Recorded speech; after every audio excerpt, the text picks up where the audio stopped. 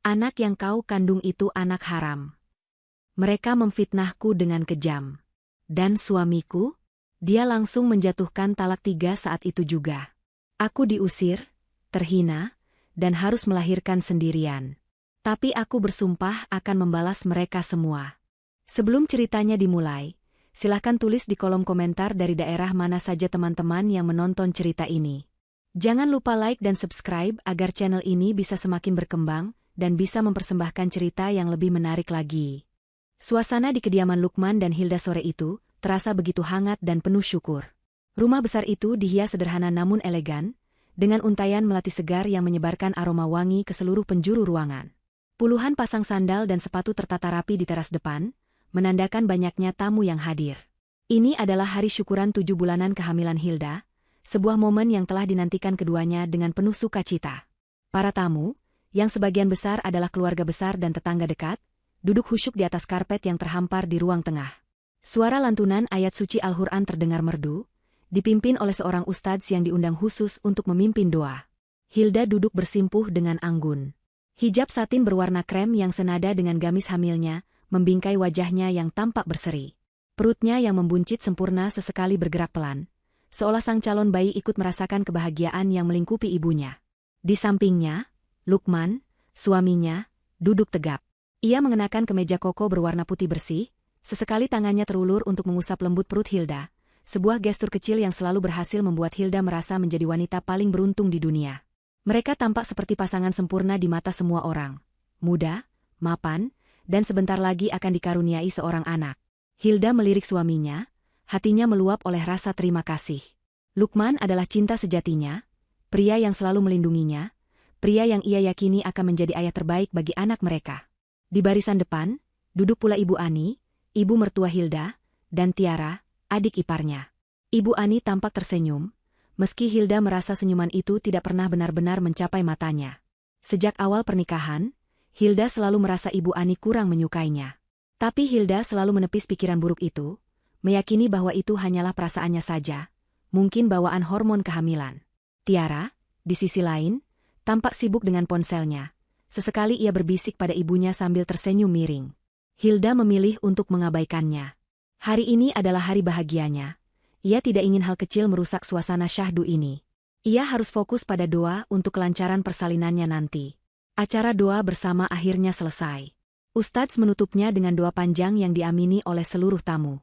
Suasana haru menyelimuti ruangan. Lukman menggenggam erat tangan Hilda, membantunya berdiri untuk menyalami para tamu undangan yang mulai beranjak mengambil hidangan yang telah disiapkan. Senyum tak henti mengembang di bibir Hilda saat ia menerima ucapan selamat dan doa dari para kerabat. Semuanya terasa sempurna, persis seperti yang ia impikan. Hingga beberapa saat kemudian, sebuah suara tangisan histeris tiba-tiba memecah keriaan itu. Suara itu berasal dari Ibu Ani. Semua mata sontak tertuju pada ibu mertua Hilda itu.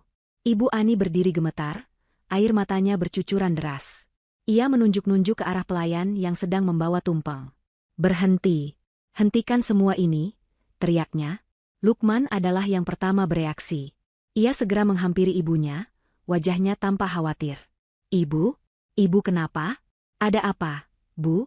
tanya Lukman, mencoba menenangkan ibunya. Tiara, sang adik ipar, segera merangkul ibunya. Namun, alih-alih menenangkan, ia justru seperti menyiram bensin ke dalam api.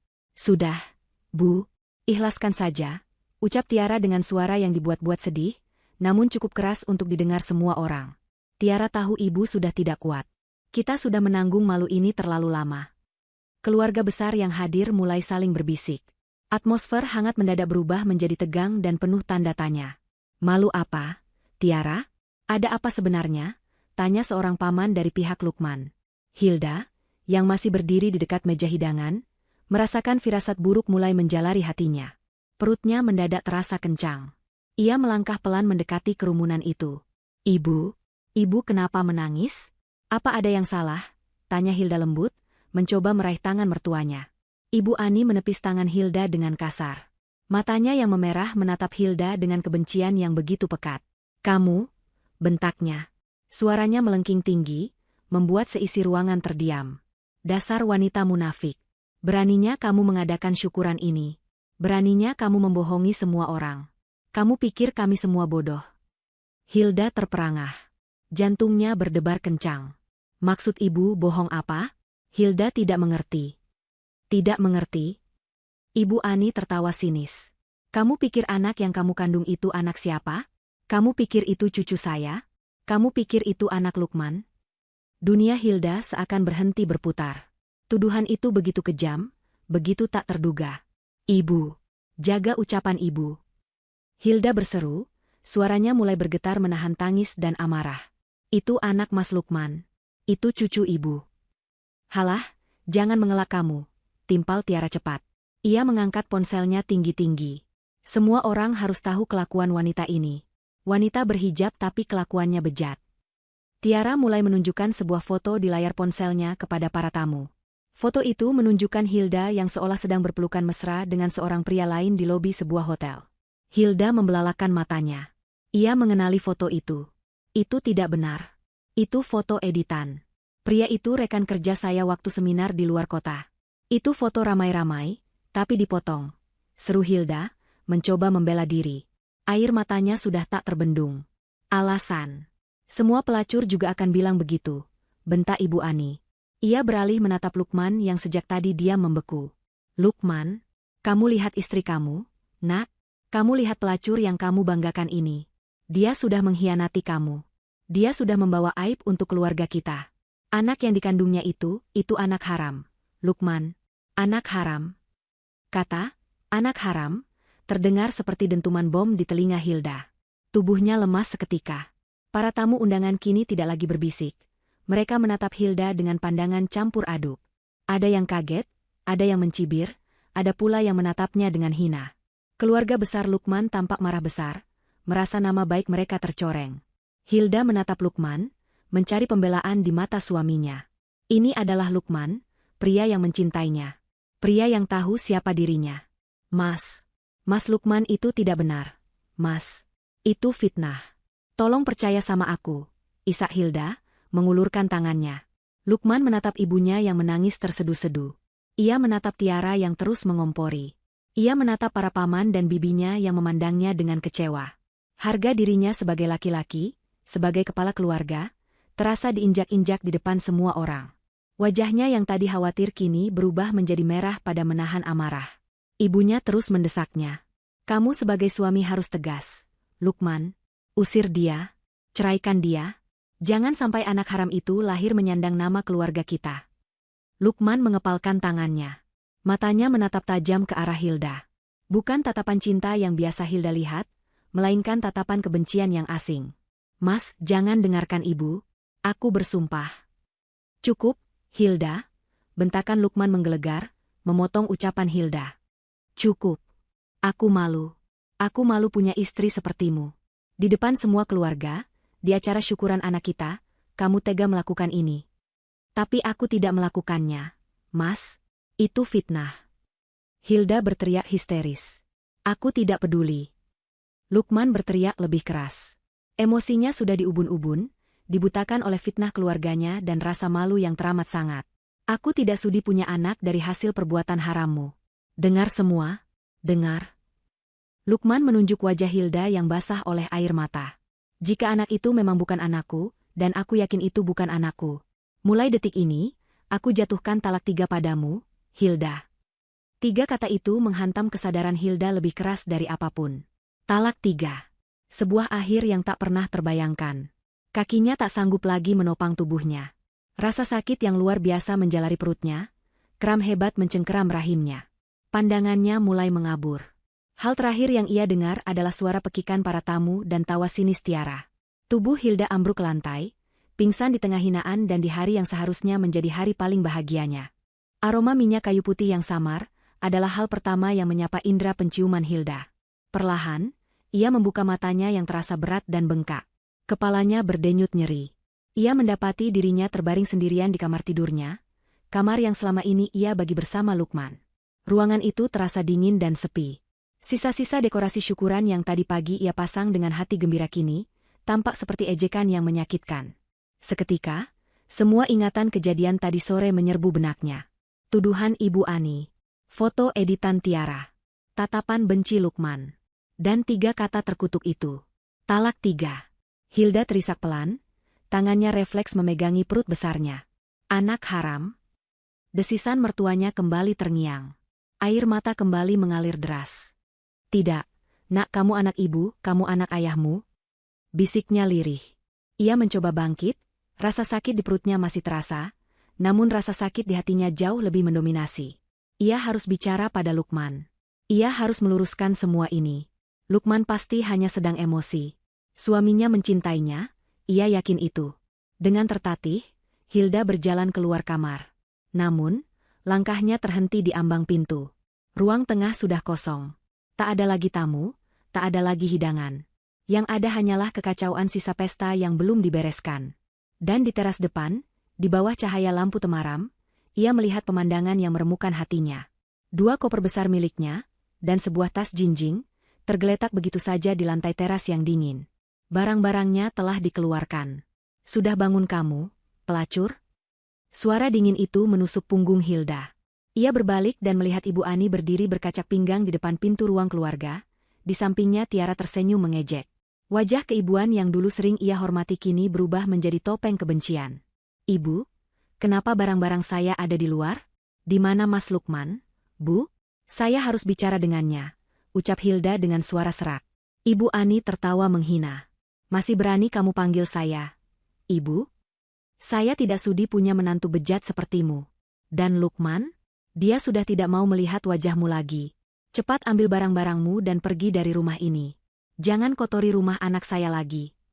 Tapi di luar malam, Bu, saya hamil besar. Saya mau kemana? Hilda memohon, ia mencoba mendekat, namun Tiara segera menghalanginya. Kakak ipar, maaf, mantan kakak ipar, cibir Tiara. Itu urusanmu, dong. Salah sendiri kenapa berzina. Mas Lukman sudah bilang, talak 3 sudah jatuh. Kamu bukan siapa-siapa lagi di sini. Cepat pergi, atau kami panggil satpam untuk menyeretmu. Tiara, Ibu tolong, ini semua salah paham. Foto itu editan. Kalian tahu itu tidak benar. Isak Hilda. Sudah, jangan banyak drama, bentak Ibu Ani. Ia maju dan mendorong bahu Hilda dengan kasar ke arah pintu keluar. Pergi. Saya bilang pergi. Hilda terhuyung. Ia menolak untuk pergi sebelum bertemu Lukman. Ia melihat suaminya itu berdiri di taman samping, memunggunginya, sedang merokok dalam diam. Dengan sisa tenaga yang ia punya, Hilda berlari kecil menghampiri Lukman, mengabaikan dorongan Ibu Ani. Mas Lukman, Mas, tolong dengarkan aku. Hilda meraih lengan suaminya. Lukman berbalik. Matanya merah, tapi tatapannya kosong dan dingin. Ia menghempaskan tangan Hilda dari lengannya. Mas, kamu percaya sama fitnah Ibu dan Tiara? Kamu percaya foto editan itu lebih dari aku, istrimu? Ini anak kamu, Mas. Demi Allah, ini anak darah daging kamu. Hilda bersujud di kaki Lukman, memegangi celana bahan suaminya. Ia sudah tidak peduli lagi dengan harga dirinya. Lukman menatap wanita yang sedang bersujud di kakinya itu. Ada sedikit keraguan di matanya, namun bayangan ibunya yang menangis histeris dan cibiran keluarga besarnya kembali menguasai pikirannya. Ibunya benar. Aib ini terlalu besar. Sudah cukup, Hilda, ucap Lukman datar. Ia bahkan tidak sudi memanggil nama Hilda dengan panggilan sayang mereka. Talak 3 sudah jatuh. Kita bukan siapa-siapa lagi. Pergi. Tapi aku mau kemana? Mas, malam ini, aku tidak punya uang sepeser pun. Keluarga aku jauh di luar kota, rintih Hilda. Itu urusanmu, jawab Lukman dingin. Ia membalikkan badan, memunggungi Hilda, dan kembali mengisap rokoknya. Jangan pernah temui aku lagi. Aku tidak sudi mengakui anak haram itu sebagai anakku. Punggung itu. Punggung yang biasanya menjadi sandarannya, kini terasa seperti dinding benteng yang tak bisa ia tembus. Hati Hilda hancur berkeping-keping. Pria yang ia cintai, ayah dari anak yang ia kandung, tega membuangnya begitu saja hanya karena sebuah fitnah keji dari keluarganya sendiri. Pergi. Cepat pergi. Ibu Ani dan Tiara sudah menarik paksa tubuh Hilda, menyeretnya menuju gerbang depan. Hilda tak lagi melawan. Tenaganya sudah habis. Ia hanya bisa menangis dalam diam. Embok Inah, asisten rumah tangga mereka, melihat kejadian itu dari jendela dapur. Ia menangis tanpa suara, tak berani menolong majikan perempuannya yang baik hati itu. Pintu gerbang besi yang tinggi itu dibuka. Tiara melemparkan tas jinjing Hilda ke jalanan. Ini barang-barangmu. Jangan pernah kembali lagi. Tunggu, teriak Hilda tiba-tiba, membuat Ibu Ani dan Tiara kaget. Apalagi? Tanya Ibu Ani ketus. Hilda menatap kedua wanita itu bergantian, lalu menatap Lukman yang masih berdiri kaku di taman. Air matanya berhenti mengalir, digantikan oleh tatapan kosong namun menyimpan bara. Kalian akan menyesali ini, desisnya. Tiara tertawa. Menyesal? Yang ada kami bersyukur. Gerbang besi itu ditutup dengan keras di depan wajah Hilda, disusul suara kuncinya yang diputar. Suara itu seolah menjadi penanda akhir dari kehidupannya yang dulu bahagia. Hilda berdiri sendirian di jalanan yang sepi. Malam itu, seolah mengerti kesedihannya, langit mulai menurunkan gerimis, yang perlahan berubah menjadi hujan deras. Ia tidak punya tujuan. Ia tidak punya uang. Ponselnya ada di dalam tas jinjing, namun ia bingung harus menghubungi siapa. Menghubungi keluarganya di kampung hanya akan membuat mereka khawatir dan panik. Hijab dan gamisnya basah kuyup dalam sekejap. Udara malam terasa menusuk tulang. Ia berjalan tak tentu arah, menyusuri trotoar kompleks perumahan mewahnya yang kini terasa begitu asing. Perutnya kembali kram, rasa sakit dan dingin bercampur menjadi satu. Setiap langkah terasa berat. Ia melihat pos satpam, tapi ia malu untuk meminta tolong. Satpam itu pasti sudah mendengar desas-desus dari dalam rumahnya. Setelah berjalan hampir 1 jam, kakinya sudah tak sanggup lagi melangkah. Ia melihat sebuah ruko yang tutup. Emperan ruko itu memiliki kanopi kecil yang bisa sedikit melindunginya dari derasnya hujan. Hilda terduduk di lantai emperan yang kotor dan dingin. Ia memeluk perutnya erat-erat, mencoba memberikan kehangatan untuk sang bayi. Tubuhnya menggigil hebat. Ia lapar, ia kedinginan, dan ia putus asa. Ia menangis sejadi-jadinya, menumpahkan semua rasa sakit, pengkhianatan, dan ketidakadilan yang ia terima. Di tengah tangisnya, ia merasakan sebuah tendangan kuat dari dalam perutnya. Tendangan itu seolah menyadarkannya. Ia tidak sendirian. Ada nyawa lain di dalam dirinya yang bergantung padanya. Nyawa yang tidak berdosa, yang ikut terhina bersamanya. Hilda mengusap air matanya dengan kasar. Tidak. Ia tidak boleh menyerah. Ia tidak boleh kalah. Jika Lukman, Ibu Ani, dan Tiara berpikir mereka sudah menghancurkannya, mereka salah besar. Maafkan Ibu, Nak. Bisiknya pada perutnya. Ibu tidak akan lemah. Kamu kuat, dan Ibu juga harus kuat untukmu. Hilda menatap kegelapan malam, matanya yang tadi penuh keputusasaan kini memancarkan tekad yang membara. Apapun yang terjadi, Ibu akan berjuang untukmu. Ibu akan melahirkanmu dengan selamat. Dan Ibu bersumpah. Ibu akan membuktikan kebenarannya. Mereka yang sudah memfitnah dan membuang kita, mereka akan membayar semua ini. Aku pastikan itu. Hawa dingin yang menusuk tulang akhirnya membangunkan Hilda. Ia membuka matanya dan mendapati dirinya masih di tempat yang sama. Emperan ruko yang kotor. Hujan telah reda, menyisakan udara pagi yang lembab dan bau tanah basah. Tubuhnya terasa remuk redam. Pakaiannya yang semalaman basah kini setengah kering dan kaku di badannya, membuat kulitnya gatal dan kedinginan. Perutnya melilit perih, bukan hanya karena kram sisa syok semalam, tapi juga karena rasa lapar yang teramat sangat. Ia belum makan apapun sejak siang kemarin, sebelum acara syukuran itu dimulai. Kepalanya pusing, pandangannya sedikit berkunang-kunang. Ia harus bergerak. Ia harus mencari bantuan, bukan demi dirinya, tapi demi janin yang ada di dalam kandungannya. Dengan sisa tenaga yang ada, Hilda memaksakan diri untuk berdiri. Ia bersandar di dinding ruko sejenak, mengatur napasnya yang terasa berat. Ia membetulkan letak hijabnya yang sudah kusut masai. Ia tidak peduli lagi dengan penampilannya. Yang ia butuhkan adalah tempat berteduh dan segelas air hangat. Ia mulai berjalan tertatih, menyusuri jalanan yang mulai ramai oleh orang-orang yang berangkat kerja. Tatapan mereka yang melihat ke arahnya terasa seperti jarum. Mereka melihat wanita hamil besar, berhijab, namun dengan pakaian kotor dan wajah sembab. Ada yang menatap iba, ada yang memandang curiga. Hilda menundukkan kepalanya, mempercepat langkahnya sejauh yang ia bisa. Kakinya yang bengkak terasa sakit di setiap langkah. Setelah berjalan hampir 15 menit, ia melihat sebuah warung Tegal sederhana di ujung jalan. Asap mengepul dari dapur kecilnya, menyebarkan aroma nasi uduk dan gorengan yang membuat perut Hilda semakin bergejolak. Papan nama kecil bertuliskan, Warteg Ibu Asih, tergantung di depannya. Hilda ragu-ragu. Ia tidak punya uang sepeser pun untuk membayar. Tapi ia sudah tidak kuat lagi. Di depan warung, Seorang wanita parubaya bertubuh gemuk dan berwajah teduh sedang menyapu lantai. Wanita itu, yang tak lain adalah Ibu Asih, mengangkat wajahnya dan melihat Hilda yang berdiri ragu di depan warungnya. Hati Ibu Asih langsung terenyuh. Ia melihat kondisi Hilda yang menyedihkan. Hamil besar, menggigil, dan tampak sangat pucat. "Neng, Neng tidak apa-apa?" tanya Ibu Asih lembut, menghentikan sapuannya. Suara lembut itu meruntuhkan pertahanan Hilda. Air matanya kembali tumpah. "Ibu saya lapar, saya kedinginan," isaknya. Ibu Asih tidak bertanya apa-apa lagi. Ia segera meletakkan sapunya dan memapa Hilda masuk ke dalam warungnya yang masih sepi. "Ayo, Neng, duduk dulu di dalam. Jangan nangis." Ibu Asih mendudukkan Hilda di salah satu bangku kayu panjang. Ia bergegas ke belakang dan kembali dengan segelas teh manis hangat. "Minum dulu, Neng, biar badannya hangat," ujarnya. Hilda menerima gelas itu dengan tangan gemetar. Ia meminum teh manis itu perlahan. Rasa hangat dan manis langsung menjalar ke seluruh tubuhnya, memberinya sedikit tenaga. "Tunggu sebentar," kata Ibu Asih. Ia mengambil piring, mengisinya dengan nasi putih hangat, sepotong tempe orek, dan sedikit sayur tumis. "Makan dulu, Neng.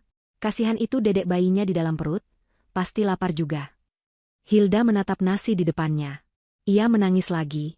"Tapi, Bu, saya tidak punya uang untuk bayar." Ibu Asih tersenyum tulus. "Sudah, jangan pikirkan itu. Makan saja dulu. Urusan bayar gampang. Yang penting Neng dan bayinya sehat." Hilda tak bisa berkata-kata lagi. Ia mengambil sendok dan mulai makan. Ia makan dengan lahap, seolah sudah berhari-hari tidak bertemu nasi. Ibu Asih duduk di hadapannya, mengamatinya dengan tatapan iba. "Neng, kalau Ibu boleh tahu, Neng ada masalah apa? Kok bisa sampai begini? Di mana suami Neng?" tanya Ibu Asih hati-hati setelah Hilda menyelesaikan makannya. Hilda terdiam sejenak. Ia tidak tahu harus memulai dari mana. Tapi melihat ketulusan di mata Ibu Asih, ia merasa bisa mempercayai wanita ini. Hilda pun menceritakan apa yang terjadi, meski tidak semua detail. Ia hanya berkata bahwa ia difitnah oleh keluarga suaminya dan diusir dari rumah tadi malam dalam kondisi hamil besar, dan suaminya menceraikannya begitu saja.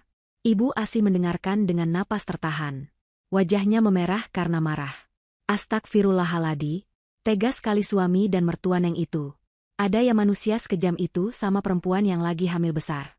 Apalagi ini hamil anaknya sendiri. "Saya tidak tahu harus kemana lagi, Bu. Keluarga saya jauh," lirih Hilda. Ibu Asih berpikir sejenak. Ia memandang Hilda, lalu memandang ke arah pintu belakang warungnya. "Neng, di belakang warung ini ada kamar kecil. Dulu dipakai anak ibu sebelum dia menikah dan ikut suaminya. Sekarang kosong. Memang tidak besar, Neng. Cuma ada kasur tipis sama kipas angin. Kamar mandinya juga di luar, gabung sama kamar mandi warung. Tapi setidaknya Neng aman di sini, tidak kedinginan di jalanan." Mata Hilda membelalak tak percaya. Ibu serius? Ibu mau menampung saya?" "Serius, Neng. Ibu tidak tega lihat Neng begini. Anggap saja Neng ini anak ibu sendiri," kata Ibu Asih. "Nanti, kalau Neng sudah kuat, Neng bisa bantu-bantu ibu di warung. Cuci piring, potong sayur, apa saja yang Neng bisa. Neng tidak usah bayar sewa. Yang penting Neng ada tempat tinggal sampai Neng melahirkan." Hilda langsung bangkit dari duduknya, ia bersimpuh dan memeluk kaki Ibu Asih. "Ya Allah, Bu, terima kasih banyak, Bu. Ibu sudah menyelamatkan saya dan anak saya. Saya tidak akan pernah lupa kebaikan Ibu." Sudah bangun, Neng. Tidak baik hamil besar begini sujud-sujud." Ibu Asih membantu Hilda berdiri. "Ayo, Ibu antar ke kamar Neng." Mulai hari itu, kehidupan baru Hilda dimulai. Ia tinggal di kamar sempit di belakang warteg Ibu Asih. Jauh dari kemewahan yang dulu ia miliki, namun penuh dengan ketenangan. Setiap hari ia membantu Ibu Asih di warung. Pagi-pagi sekali ia bangun, ikut berbelanja ke pasar, lalu menyiapkan bahan masakan, melayani pembeli, dan mencuci piring. Meski lelah, Hilda melakukannya dengan ikhlas. Ia ingin membalas budi kebaikan Ibu Asih. Sementara itu, di rumah mewah yang telah ia tinggalkan, kehidupan berjalan seperti biasa. Atau setidaknya, itu yang ingin mereka tampilkan. Ibu Ani dan Tiara tampak sangat bahagia. Mereka sering terlihat pergi berbelanja di mal-mal mahal, menghabiskan uang Lukman. Ibu Ani bahkan sudah mulai sibuk mencarikan calon istri baru untuk Lukman, seolah perceraian itu adalah sebuah pesta perayaan. Tiara semakin berkuasa di rumah itu, menikmati posisinya sebagai satu-satunya putri kesayangan. Namun Lukman tidak sebahagia itu. Di kantor, ia tidak bisa fokus bekerja. Wajah Hilda yang menangis dan memohon di kakinya terus terbayang. Teriakan talak tiganya sendiri terus berdengung di telinganya. Malam hari, ia sering terbangun dan mendapati sisi tempat tidur di sebelahnya kosong. Ada rasa hampa yang aneh. Beberapa kali ia membuka laci nakasnya, menatap foto pernikahan mereka. Tapi setiap kali keraguan itu muncul, Ibu Ani selalu ada di sana. Sudah, Lukman. Jangan diingat-ingat lagi perempuan itu. Dia itu aib. Sebentar lagi kamu akan dapat istri baru yang jauh lebih baik, lebih solehah, dan jelas asal-usulnya, kata Ibu Ani suatu malam, saat mendapati Lukman termenung di balkon kamar. Lukman hanya bisa diam. Hatinya bimbang antara penyesalan dan harga diri yang telanjur terluka. 2 bulan berlalu dengan cepat. Perut Hilda kini sudah sangat besar. Hari perkiraan lahirnya tinggal menghitung minggu. Ia menabung sedikit demi sedikit dari upah yang bersikeras diberikan Ibu Asih, untuk biaya persalinan di bidan. Ia sudah bertekad, ia akan melahirkan anaknya dengan selamat. Suatu sore, warteg sedang ramai. Hilda sedang sibuk membungkus nasi untuk pelanggan, saat ia merasakan sakit yang luar biasa di perut bagian bawahnya. Disusul dengan aliran air hangat yang deras membasahi kakinya. Ketubannya pecah. Ibu Asih, teriak Hilda, memegangi meja untuk menahan tubuhnya. Ibu Asih yang sedang di kasir langsung panik.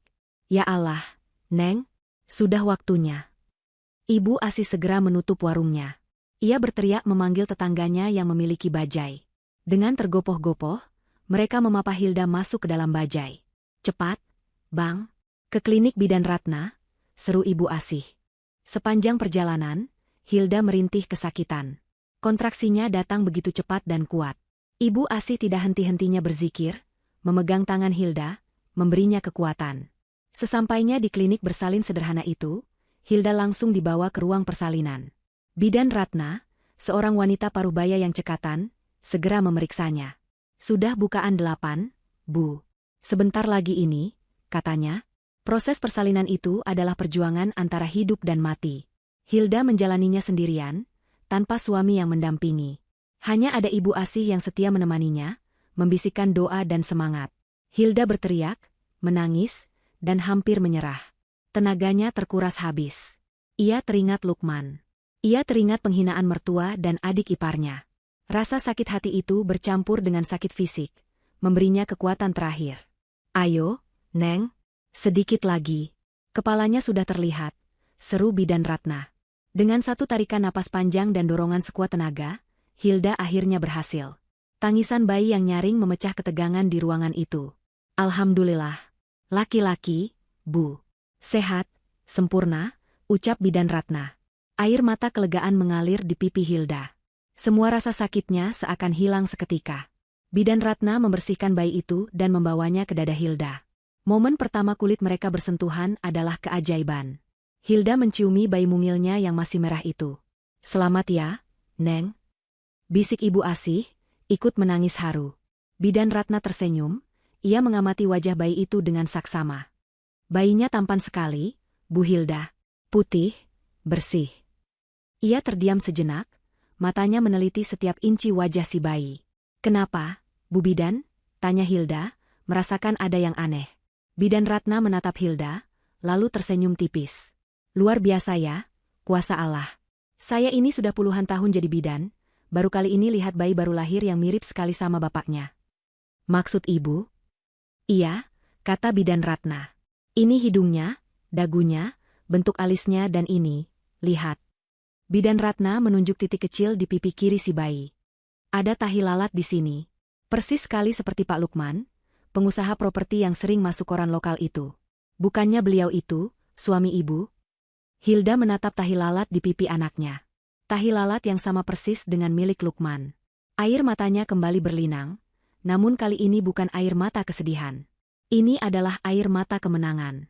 Iya, Bu Bidan, bisiknya. Dia suaminya. Dan ini adalah bukti pertama saya. 2 bulan telah berlalu sejak kelahiran putranya. Hilda memberinya nama Azzam, yang berarti tekad yang kuat. Nama itu adalah doa sekaligus pengingat akan perjuangan yang telah mereka lalui. Kehidupan Hilda di kamar kecil belakang warteg Ibu Asih kini terasa lebih berwarna dengan kehadiran Azam. Bayi laki-laki itu tumbuh sehat dan sangat tampan, menjadi sumber kebahagiaan bagi Hilda dan Ibu Asih, yang sudah menganggap Azam seperti cucunya sendiri. Hilda kini semakin rajin bekerja. Selain membantu di warteg, ia juga mulai membuat kue-kue basah di pagi hari, yang ia titipkan untuk dijual di warung Ibu Asih. Sedikit demi sedikit, ia mengumpulkan uang untuk biaya hidupnya dan Azam. Ia sudah berdamai dengan masa lalunya. Bukan berarti ia melupakan, tapi ia memilih untuk fokus membesarkan putranya. Ia tidak pernah mencoba menghubungi Lukman. Baginya, pria itu sudah mati bersamaan dengan talak 3 yang diucapkannya. Ia hanya ingin hidup tenang. Namun, takdir berkata lain. Kedamaian kecil yang baru saja ia bangun itu harus kembali terusik. Suatu siang, saat warteg sedang lengang dan Azam tertidur pulas di ayunan kain, seorang kurir berseragam datang mencari namanya. "Benar ini dengan Ibu Hilda?" "Iya, benar," jawab Hilda, hatinya berdebar. Ia jarang sekali menerima surat. Kurir itu menyerahkan sebuah amplop coklat tebal berlogo sebuah firma hukum ternama. Jantung Hilda serasa berhenti berdetak. Dengan tangan gemetar, ia menandatangani bukti terima. Setelah kurir itu pergi, Hilda duduk di bangku warung. Ibu Asih yang melihat wajah tegang Hilda segera menghampirinya. "Surat apa itu, Neng?" Hilda tidak menjawab. Ia membuka amplop itu perlahan. Isinya adalah beberapa lembar kertas resmi. Matanya menyapu baris demi baris kalimat yang tertulis dengan bahasa hukum yang kaku. Surat panggilan sidang. Pengadilan agama. Penggugat, Lukman. Tergugat, Hilda. Napas Hilda tercekat. Ini bukan sekadar surat panggilan sidang untuk mengesahkan perceraian mereka. Matanya tertuju pada salah satu poin gugatan. Lukman, melalui pengacaranya, secara resmi mengajukan gugatan untuk menolak mengakui Azam sebagai anak biologisnya. Lukman menuntut agar pengadilan menetapkan bahwa anak yang dilahirkan Hilda adalah anak di luar nikah dan tidak berhak menyandang nama keluarga Lukman. Mereka tidak hanya membuangnya, mereka mencoba menghapus eksistensi putranya secara hukum. Gelas berisi air di meja di depannya ia genggam erat. Saking eratnya, gelas itu retak dan pecah di tangannya. Darah segar menetes dari telapak tangannya yang terluka. Tapi Hilda tidak merasakan sakit. Rasa sakit di hatinya jauh lebih membara. Ini adalah penghinaan terakhir. Ini adalah deklarasi perang. Kurang ajar. Manusia macam apa mereka itu? Seru Ibu Asih yang ikut membaca surat itu. Sudah jelas-jelas si Azam itu fotokopian bapaknya, masih berani mereka bilang bukan anaknya. Kemarahan yang selama ini Hilda pendam meledak. Tekad yang dulu ia ucapkan di peran ruko malam itu kembali membara. Mereka pikir dia perempuan lemah yang bisa diinjak-injak selamanya. Mereka salah. "Bu," ucap Hilda dengan suara rendah dan dingin, matanya menatap tajam surat di tangannya. "Bisa tolong obati tangan saya?" Ibu Asih segera mengambil kotak obat. Sambil mengobati luka Hilda, ia menatap anak angkatnya itu dengan cemas. "Neng mau bagaimana? Mereka pakai pengacara hebat. Kita punya apa?" "Kita punya kebenaran, Bu," jawab Hilda. Ia menatap Azam yang masih tertidur. "Dan aku tidak akan membiarkan siapapun menghina anakku." Tapi Hilda tahu, kebenaran saja tidak cukup. Wajah Azam yang mirip Lukman mungkin bisa meyakinkan orang-orang, tapi di pengadilan, itu bisa diperdebatkan. Ibu Ani dan Tiara pasti akan bersaksi palsu. Mereka akan membawa foto editan itu. Ia butuh bukti yang tak terbantahkan. Sesuatu yang bisa membungkam mereka selamanya. Malam itu, Hilda tidak bisa tidur. Ia duduk di tepi kasurnya, mengayun pelan buayan Azam. Ia memutar otaknya, mencoba mengingat setiap detail di rumah itu. Setiap sudut, setiap percakapan. Ia harus menemukan sesuatu. Ia teringat pada Tiara. Adik iparnya itu sering bertingkah aneh. Sering membawa teman-teman pria yang tidak jelas ke rumah saat Lukman sedang bekerja. Hilda selalu merasa tidak nyaman dengan kelakuan Tiara. Lalu, sebuah ingatan melintas di benaknya. Sesuatu yang sudah lama ia lupakan. 3 minggu sebelum acara syukuran. Karena merasa khawatir dengan tingkah Tiara dan keamanan rumah, Hilda diam-diam membeli sebuah kamera CCTV mini, sebuah nanny cam yang bentuknya kecil dan tersembunyi. Ia memasangnya sendiri di rak buku di ruang tamu, di antara tumpukan buku dan vas bunga keramik. Kamera itu menghadap langsung ke seluruh ruang tamu, tempat di mana fitnah itu terjadi. Ia ingat betul, kamera itu terhubung dengan sebuah decoder kecil penyimpan data. Dan decoder itu, ia sembunyikan di laci meja rias di dalam kamarnya. Laci yang selalu ia kunci. Jantung Hilda berdebar kencang. Apakah alat itu masih di sana? Apakah Ibu Ani dan Tiara menemukannya? Mereka pasti tidak tahu. Mereka tidak mungkin secerdas itu. Jika alat itu masih ada, maka seluruh kejadian sore itu terekam. Tuduhan Ibu Ani, foto editan Tiara, sumpah palsu mereka, dan bahkan mungkin percakapan mereka sebelum acara dimulai. Rencana itu mulai terbentuk di kepalanya. Ia harus mendapatkan rekaman itu. Tapi bagaimana? Ia tidak mungkin masuk rumah itu. Ia akan langsung diusir. Ia butuh bantuan dari dalam. Hanya ada satu orang yang mungkin mau membantunya. Satu orang yang ia lihat menangis di jendela dapur saat ia diseret keluar. Embok Inah. Asisten rumah tangga yang sudah lama bekerja di sana, dan selalu bersikap baik padanya. Hilda mengambil ponsel butut milik Ibu Asih. Ia masih hafal nomor ponsel Embok Inah di luar kepala. Jari-jarinya menekan tombol dengan cepat. Terdengar nada sambung. 1 kali, 2 kali. Halo? Suara di seberang terdengar pelan dan gugup. Embok Inah, ini Hilda, bisik Hilda. Terdengar suara kaget di seberang. Non Hilda? Ya Allah, Non Hilda di mana? Non baik-baik saja, kan? Kata Ibu Ani, Non kabur dari rumah. Aku tidak kabur, Embok. Aku diusir, potong Hilda cepat. Embok, aku tidak punya banyak waktu. Aku butuh bantuan Embok. Ini sangat penting. Ini menyangkut hidup dan mati anakku, Azam. Anak Non? Non sudah melahirkan? Selamat ya, Non. Laki-laki atau perempuan? Suara Embok Inah terdengar tulus. Laki-laki, Embok. Nanti aku ceritakan. Embok, tolong dengar. Di kamar saya dulu, di laci meja rias yang paling bawah, yang ada kuncinya, ada kotak hitam kecil. Itu alat penyimpan rekaman CCTV. Saya harus mendapatkannya, Embok. Di dalamnya ada bukti kalau saya tidak bersalah. Embok bisa tolong ambilkan itu untuk saya? Terdengar keheningan sejenak. Hilda bisa mendengar napas Embok Inah yang berat. CCTV, Non? Embok tidak tahu kalau ada CCTV. Memang tidak ada yang tahu, Embok. Tolong, Embok, hanya Embok yang bisa bantu saya, desak Hilda. Suara Embok Inah tiba-tiba berubah menjadi bisikan penuh ketakutan. Non gawat, Non. Gawat kenapa, Embok? Kamar Non mau dibongkar. Apa? Iya, Non. Tadi pagi Ibu Ani sudah panggil tukang. Katanya kamar Non mau direnovasi total, mau diubah jadi kamar tamu mewah. Katanya biar semua jejak Non hilang dari rumah ini. Tukangnya datang besok pagi, Non. Besok pagi mereka mulai hancurkan semua perabotan di kamar Non. Hilda merasakan darahnya surut. Besok pagi. Itu berarti semua barangnya, termasuk meja rias dan decoder itu, akan dihancurkan. Ia kehabisan waktu. Kita tidak punya waktu, Embok, desis Hilda. Harus malam ini. Embok harus ambilkan itu untuk saya, malam ini juga. Kabar dari Embok Inah itu menghantam Hilda seperti sambaran petir. Renovasi. Besok pagi. Semua perabotan akan dihancurkan. Itu artinya, harapannya satu-satunya, kotak hitam kecil yang menyimpan kebenaran itu, akan ikut hancur lebur jika ia tidak bergerak malam ini juga. Kepanikan seketika menjalari dirinya. Ia tidak punya pilihan lain. Ia harus ke sana, malam ini, apapun risikonya. Neng? Non Hilda? Halo? Suara cemas Embok Inah terdengar dari ponsel. Embok, dengarkan aku, ucap Hilda cepat, berusaha mengendalikan suaranya agar tidak bergetar. Aku akan ke sana. Malam ini, sekarang juga. Aku harus ambil kotak itu sendiri. Embok, apa Lukman ada di rumah? Terdengar helaan napas berat. Tuan Lukman belum pulang, Non.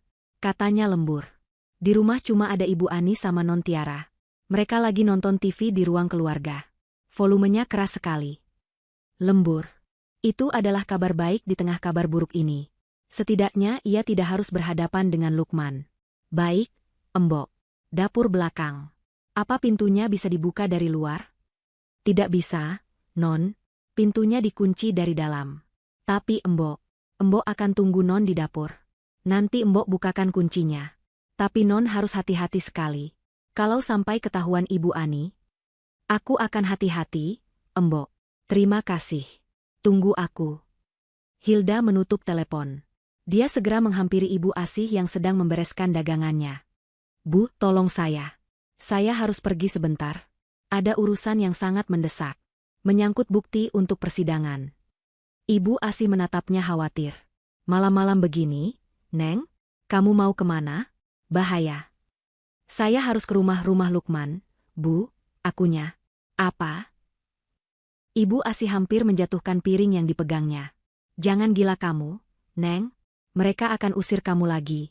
Atau lebih buruk lagi, mereka bisa panggil polisi.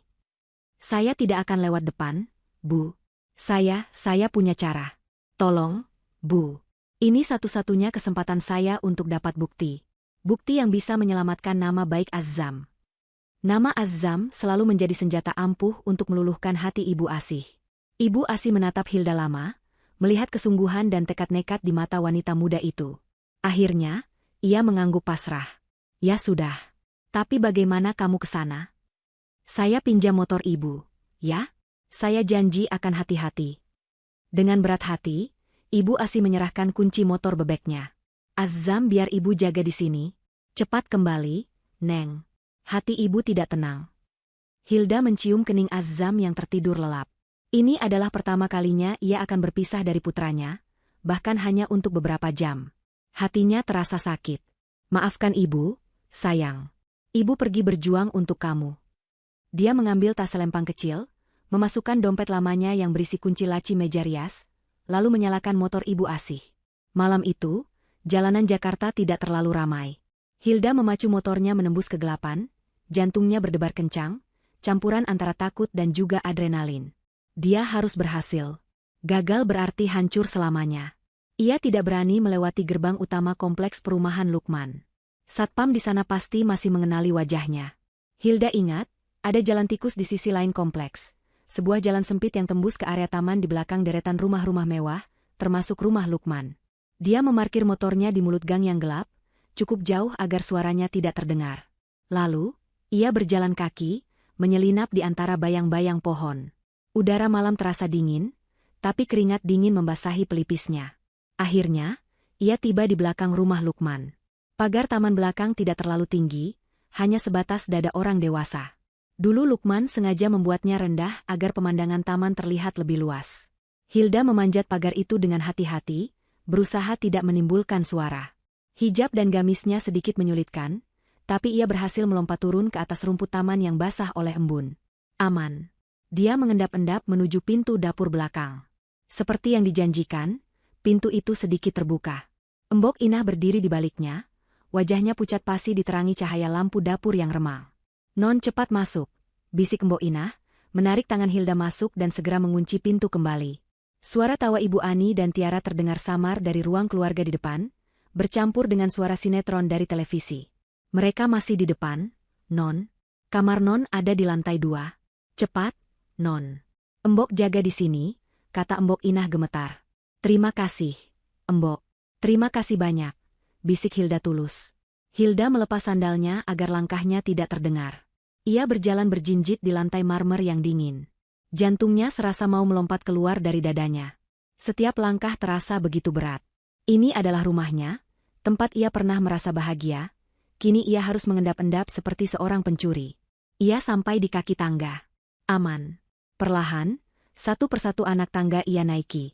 Suara televisi dari ruang keluarga menjadi penyamar langkah kakinya. Akhirnya, ia sampai di lantai 2. Lorong itu gelap. Ia bergegas menuju pintu kamar utamanya dulu. Tangannya gemetar saat memegang gagang pintu. Ia mendorongnya pelan. Pintu itu terbuka tanpa suara. Kamar itu gelap. Hanya sedikit cahaya bulan yang masuk dari jendela. Hilda tidak berani menyalakan lampu. Ia menggunakan cahaya redup dari ponselnya untuk melihat. Kamar itu masih sama seperti saat ia tinggalkan. Tapi kini terasa dingin, kosong, dan berdebu. Jelas sekali Lukman tidak pernah tidur di kamar ini lagi sejak ia pergi. Itu sedikit melegakan hatinya. Hilda segera menuju meja riasnya. Ia merogoh kunci kecil dari dompetnya. Dengan tangan gemetar, ia memasukkan kunci ke lubang laci paling bawah. Bunyi, klik, pelan terdengar. Laci itu terbuka. Matanya langsung tertuju pada benda itu. Di balik tumpukan kain-kain lama, sebuah kotak hitam kecil tergeletak di sana. Decoder CCTV. Benda itu masih di sana. Aman. Hilda merasa ingin menangis saking leganya. Ia segera mencabut kabel-kabel yang terhubung ke decoder itu dengan cepat, memasukkan kotak hitam dan adaptornya ke dalam tas selempang kecil yang ia bawa. Berhasil. Dia berhasil mendapatkannya. Dia segera menutup laci, menguncinya kembali, dan berbalik untuk keluar kamar. Dia harus segera pergi dari sini. Ia baru saja melangkah keluar dari pintu kamar, ketika tiba-tiba ia mendengar suara langkah kaki di tangga.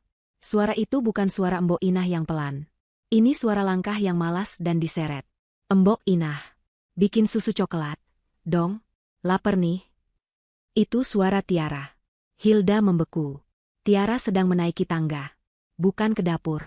Tiara sepertinya akan ke kamarnya sendiri dulu, yang letaknya di sebelah kamar utama. Jika Tiara melihatnya, semua akan berakhir. Hilda panik. Ia melihat sekeliling. Tidak ada tempat bersembunyi di lorong. Pintu kamar Tiara hanya berjarak beberapa meter. Tanpa pikir panjang, Hilda kembali masuk ke kamar utama, tapi tidak menutup pintunya rapat-rapat. Ia bersembunyi di balik pintu, di celah sempit antara pintu dan dinding. Jantungnya berdentum-dentum begitu keras. Ia takut Tiara bisa mendengarnya. Langkah kaki Tiara semakin dekat. Hilda melihat bayangan Tiara melewati celah pintu. Tiara masuk ke kamarnya. Hilda bisa mendengar Tiara menyalakan lagu dari ponselnya. Ini kesempatannya. Sekarang atau tidak sama sekali. Hilda mendorong pintu pelan, melangkah keluar dari kamar, dan mulai berjalan berjinjit menuruni tangga. Ia bergerak secepat yang ia bisa tanpa menimbulkan suara. Setengah tangga berhasil ia lewati. Embok. Susu coklatnya lama banget sih. Tiba-tiba suara Tiara terdengar lagi, kali ini dari lantai atas. Gadis itu rupanya keluar lagi dari kamarnya. Hilda terkejut. Ia kehilangan keseimbangan sejenak. Kakinya tanpa sengaja menyenggol sebuah vas kecil yang diletakkan sebagai dekorasi di salah satu anak tangga. Tang! Vas itu tidak pecah, tapi terguling dan menimbulkan suara yang cukup nyaring di keheningan rumah. Hilda membeku di tengah tangga. Suara apa itu? Suara Tiara terdengar dari atas. Hilda tidak berani bergerak. Embok? Itu Mbok. Ya, teriak Tiara. Tidak ada jawaban dari dapur. Mbok Inah pasti sama takutnya. Hilda mendengar langkah kaki Tiara menuruni tangga. Sial. Dia ketahuan. Tidak ada pilihan. Hilda tidak lagi berjinjit. Ia berlari menuruni sisa anak tangga. Hei, siapa itu? Tiara yang melihat bayangan Hilda berlari di kegelapan langsung berteriak. Hilda tidak peduli. Ia berlari melintasi ruang makan, menuju dapur. Itu suara Tiara. Hilda membeku.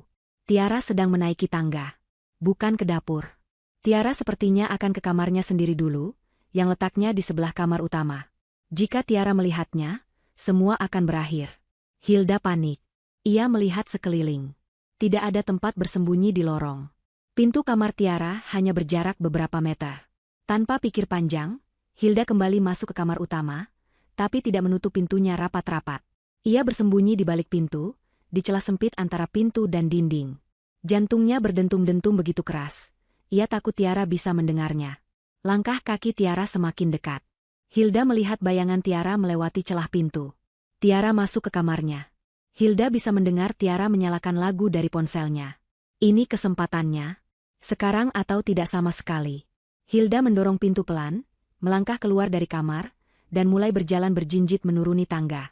Ia bergerak secepat yang ia bisa tanpa menimbulkan suara. Setengah tangga berhasil ia lewati. Embok. Susu coklatnya lama banget sih. Tiba-tiba suara Tiara terdengar lagi, kali ini dari lantai atas. Gadis itu rupanya keluar lagi dari kamarnya. Hilda terkejut. Ia kehilangan keseimbangan sejenak. Kakinya tanpa sengaja menyenggol sebuah vas kecil yang diletakkan sebagai dekorasi di salah satu anak tangga. Tang! Vas itu tidak pecah, tapi terguling dan menimbulkan suara yang cukup nyaring di keheningan rumah. Hilda membeku di tengah tangga. Suara apa itu? Suara Tiara terdengar dari atas. Hilda tidak berani bergerak. Embok? Itu Mbok. Ya, teriak Tiara. Tidak ada jawaban dari dapur. Mbok Inah pasti sama takutnya. Hilda mendengar langkah kaki Tiara menuruni tangga. Sial. Dia ketahuan. Tidak ada pilihan. Hilda tidak lagi berjinjit. Ia berlari menuruni sisa anak tangga. Hei, siapa itu? Tiara yang melihat bayangan Hilda berlari di kegelapan langsung berteriak. Hilda tidak peduli. Ia berlari melintasi ruang makan, menuju dapur. Maling. Ibu. Ibu. Ada maling di rumah. Tiara berteriak sekeras-kerasnya sambil ikut berlari mengejar Hilda. Hilda berhasil sampai di dapur. Embok Ina sudah membukakan pintu belakang lebar-lebar, wajahnya pucat pasi. Cepat, Non, cepat lari. Ibu Ani yang mendengar teriakan Tiara langsung berlari keluar dari ruang keluarga. Ada apa, Tiara? Maling? Maling di mana? Itu. Lari ke belakang. Kayaknya perempuan. Pakai hijab. Teriak Tiara, masih berusaha mengejar. Hilda sudah berada di taman belakang. Dia mendengar teriakan Ibu Ani dan Tiara di belakangnya, memanggil-manggil Satpam. Satpam. Satpam. Tangkap maling itu. Jangan sampai lolos. Hilda berlari sekuat tenaga. Adrenalin memompa seluruh tubuhnya. Dia tidak peduli lagi pada apapun. Dia harus lolos. Dia memanjat pagar belakang dengan gerakan cepat yang ia sendiri tidak tahu dari mana datangnya. Tas selempangnya hampir tersangkut di ujung pagar besi. Dia berhasil melompat turun di jalanan gang di belakang. Lututnya menghantam aspal yang keras, membuatnya meringis kesakitan. Tapi dia tidak berhenti. Dia bangkit dan berlari terpincang-pincang menuju tempat motornya diparkir. Dia mendengar suara peluit satpam dari arah pos depan. Mereka pasti sudah diperingatkan. Dengan tangan gemetar hebat, ia memasukkan kunci ke lubang kontak motor. Berkali-kali gagal karena tangannya tidak stabil. Akhirnya, mesin motor meraung hidup. Hei, berhenti. Seorang satpam yang berlari dari posnya melihatnya. Hilda tidak peduli. Dia tancap gas. Motor bebek Ibu Asi melaju kencang, meninggalkan kompleks perumahan itu. Hilda terus memacu motornya, air mata mengalir deras di pipinya. Bukan air mata kesedihan, tapi air mata kelegaan yang bercampur amarah. Napasnya memburu. Lututnya terasa perih dan berdarah. Tapi di dalam tas selempangnya, ada sebuah kotak hitam kecil. Benda yang menyimpan takdir mereka semua. Dia lolos. Dia berhasil. Dia tertawa getir di sela-sela isak tangisnya. Kalian mengejarku seperti maling di rumahku sendiri, desisnya pada angin malam. Kalian akan lihat. Kalian semua akan lihat siapa maling yang sebenarnya. Hilda memarkir motor Ibu Asi di gang sempit di samping warteg dengan napas yang masih terengah-engah. Kakinya gemetar hebat, sisa dari adrenalin yang membanjiri tubuhnya. Lututnya yang terluka terasa perih saat ia turun dari motor. Ia bersandar sejenak di dinding, mencoba menenangkan detak jantungnya yang masih menggila. Dia berhasil lolos. Dia membawa bukti itu.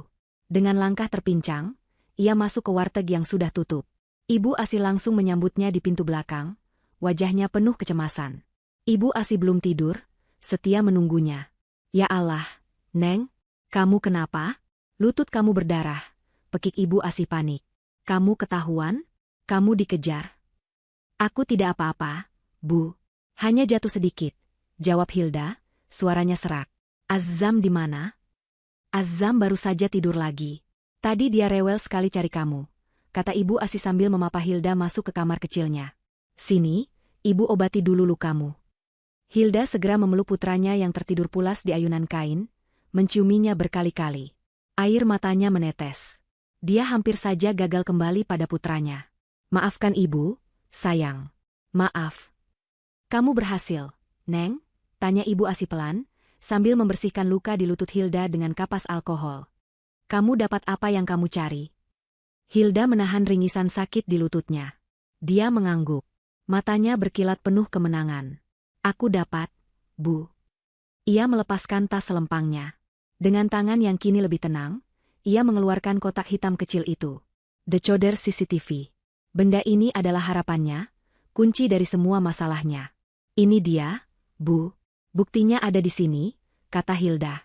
Ini benda apa, Neng? Kok kecil sekali? Tanya Ibu Asi, memandangi kotak itu dengan bingung. Ini kotak Pandora, Bu, jawab Hilda getir. Kotak yang menyimpan semua kebusukan mereka. Ini alat penyimpan rekaman CCTV yang aku pasang di ruang tamu. Ibu Asi terbelalak. CCTV? Kamu pasang CCTV di sana?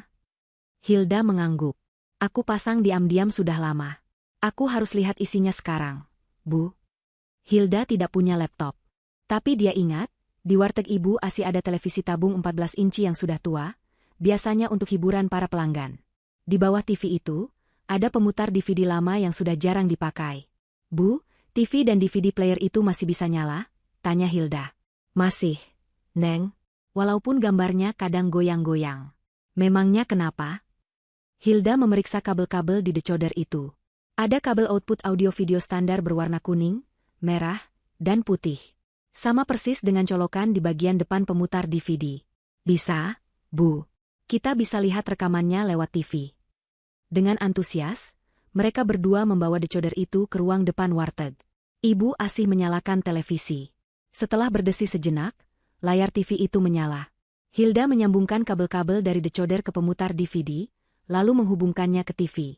Layar TV yang awalnya menampilkan siaran semut, tiba-tiba berganti gambar. Sebuah gambar diam dari sudut tinggi. Ruang tamu di rumah Lukman. Sofa mewah, meja tamu marmer, tangga melingkar di kejauhan, dan pintu utama. Semuanya terekam dengan jelas. Ya Allah, berhasil, Neng. Kelihatan semua. Bisik Ibu Asih tak percaya, matanya terpaku ke layar. SSHD, desis Hilda. Dia mengambil remote control kecil yang terselip di decoder itu. Dia harus mencari rekaman di tanggal yang tepat. Ini bagian yang paling menegangkan. Apakah rekamannya masih tersimpan? Apakah memorinya tidak penuh dan terhapus? Dia menekan tombol, menu, di remote. Tampilan di TV berubah. Dia memilih pencarian arsip, lalu cari berdasarkan tanggal. Dengan jari gemetar, dia memasukkan tanggal acara syukuran 7 bulanan itu. Layar menampilkan beberapa file video, dibagi per jam. Jantungnya berdebar lega. Rekamannya masih ada. Kita mulai dari sini, Bu. Rekaman hari haji. Hilda memutar file rekaman di sore hari, tepat saat acara dimulai. Mereka berdua menonton dalam diam. Layar TV kecil itu menampilkan kembali semua kejadian. Suasana syukuran yang khusyuk, doa ustadz, senyum Hilda yang saat itu masih tulus di samping Lukman. Semuanya terlihat normal dan bahagia. Lalu, momen neraka itu tiba. Rekaman itu menangkap dengan jelas bagaimana Ibu Ani tiba-tiba berdiri dari duduknya, wajahnya dibuat-buat sedih, lalu mulai menangis histeris. Berhenti. Hentikan semua ini. Suara Ibu Ani terdengar jelas dari speaker TV, melengking dan penuh drama. Hilda mengepalkan tangannya. Kemudian adegan berlanjut. Tiara memprovokasi. Ibu Ani menunjuknya. Kamu. Beraninya kamu mengadakan syukuran untuk anak haram itu. Kamera itu merekam segalanya. Tuduhan keji itu. Tiara yang dengan bangganya menunjukkan foto editan di ponselnya. Wajah syok Hilda. Wajah bingung para tamu. Dan wajah Lukman, wajah suaminya yang perlahan berubah dari khawatir menjadi merah pada menahan amarah dan malu. Dan akhirnya, klimaks yang paling menghancurkan hatinya. Aku jatuhkan talak 3 padamu, Hilda. Suara Lukman menggelegar di warteg yang sepi itu. Rekaman itu menunjukkan dengan jelas detik-detik Hilda ambruk pingsan. Hilda menutup mulutnya, menahan isakan yang mendesak keluar. Mengulang kembali trauma itu terasa begitu menyakitkan. Ibu Asih mengusap-usap punggungnya, matanya ikut berkaca-kaca. Ini sudah jadi bukti kuat, Neng. Ini bukti mereka memfitnah kamu di depan banyak orang, kata Ibu Asih. Belum cukup, Bu, desis Hilda. Matanya menatap tajam ke layar. Ini baru bukti mereka memfitnah. Tapi aku butuh bukti kalau mereka tahu itu adalah fitnah. Aku butuh bukti kalau mereka merencanakan ini semua. Jari Hilda kembali bergerak di atas tombol remote. Mereka pasti merencanakan ini. Tidak mungkin spontan. Ibu Ani tidak sepintar itu untuk berimprovisasi. Dia memundurkan rekaman. Bukan lagi di hari haji, dia mencari rekaman di hari-hari sebelumnya. 1 hari sebelum acara. Tidak ada yang mencurigakan. Hanya aktivitas biasa Mbok Inah membersihkan rumah. Dia mundur lagi. 2 hari sebelum acara syukuran. Waktu di layar menunjukkan pukul 20.17 malam. Ruang tamu tampak sepi. Lukman dan Hilda sepertinya sudah ada di kamar mereka di lantai atas. Tiba-tiba, dari arah pintu depan, Ibu Ani dan Tiara masuk. Mereka sepertinya baru saja pulang dari luar. Keduanya duduk di sofa, tepat di bawah sorotan kamera CCTV. Bu, ini sudah jadi. Sesuai pesanan Ibu, Hilda mendengar suara Tiara dengan jelas. Dia melihat Tiara menunjukkan sesuatu di layar ponselnya kepada Ibu Ani. Mana? Coba Ibu lihat, sahut Ibu Ani, mendekatkan wajahnya ke ponsel Tiara. Ibu Asih menahan napas. Mereka bicara apa itu, Neng? SSSD. Hilda membesarkan volume suara TV hingga maksimal. Terdengar suara Tiara tertawa kecil, tawa yang sinis. Gimana, Bu? Keren, kan, editan Tiara? Foto si Hilda waktu seminar di Bogor itu Tiara potong. Terus Tiara tempel foto temen cowok Tiara. Kelihatan kayak lagi pelukan mesra di lobi hotel. Kan? Padahal aslinya kan foto ramai-ramai sama panitia lain. Jantung Hilda serasa berhenti berdetak. Ini dia. Ini adalah pengakuan yang ia butuhkan. Ibu Ani di layar TV tampak mengangguk puas. Wajahnya terlihat sangat licik di bawah cahaya lampu ruang tamu. Bagus. Bagus sekali. Rapi kerja kamu. Dengan foto ini, kita punya alasan kuat untuk menyerang dia. Tidak akan ada yang curiga. Jadi, rencana kita di acara syuran lusa jadi, Bu? Tanya Tiara, suaranya terdengar bersemangat. Ibu Ani tersenyum sinis. Senyum yang membuat darah Hilda mendidih. Jadi, dong, jawab Ibu Ani tegas. Ibu sudah muak lihat muka si Hilda itu. Sok suci, sok alim, pakai hijab tapi hatinya busuk. Padahal dia cuma mau menguasai harta Lukman. Sebelum dia melahirkan anak itu dan posisinya makin kuat di rumah ini, kita harus singkirkan dia. Tiara tampak sedikit ragu. Tapi, Bu, anak yang dikandungnya kan memang anak Mas Lukman. Nanti kalau Mas Lukman tidak percaya gimana? Mas Lukman kan cinta sekali sama dia. Kamu ini bodoh atau apa, Tiara? Bentak Ibu Ani pelan, tapi nadanya tajam. Cinta itu bisa hilang dalam sekejap. Lukman itu anak ibu. Ibu tahu persis wataknya. Dia itu paling tidak bisa menahan malu. Harga dirinya setinggi langit. Kalau kita serang dia di depan semua keluarga besar, bilang istrinya selingkuh, bawa bukti foto ini, dan bilang anak itu anak haram, dia pasti emosi. Harga dirinya sebagai laki-laki akan hancur. Ibu yakin, dia pasti langsung menceraikan si Hilda saat itu juga. Tiara tampak manggut-manggut mengerti, wajahnya terlihat jahat. Terus, soal warisan gimana, Bu? Bukannya rumah ini dan beberapa aset atas nama Mas Lukman dan Kak Hilda. Itu gampang, desis Ibu Ani. Kalau mereka cerai karena perzinahan, si Hilda tidak akan dapat apa-apa. Dia akan pergi dengan tangan kosong dan menanggung malu.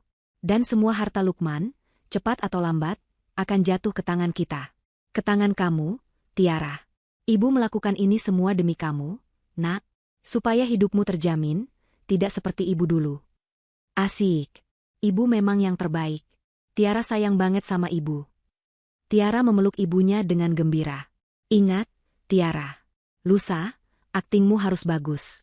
Kamu harus kelihatan sedih dan terpaksa membongkar aib ini. Dan ibu akan menangis sejadi-jadinya. Lukman pasti luluh, kata Ibu Ani, mengelus rambut putrinya. Beres, Bu. Serahkan sama Tiara. Dijamin si hijab itu akan hancur. Keduanya lalu tertawa bersama. Tawa jahat yang menggema di ruang tamu yang sepi itu.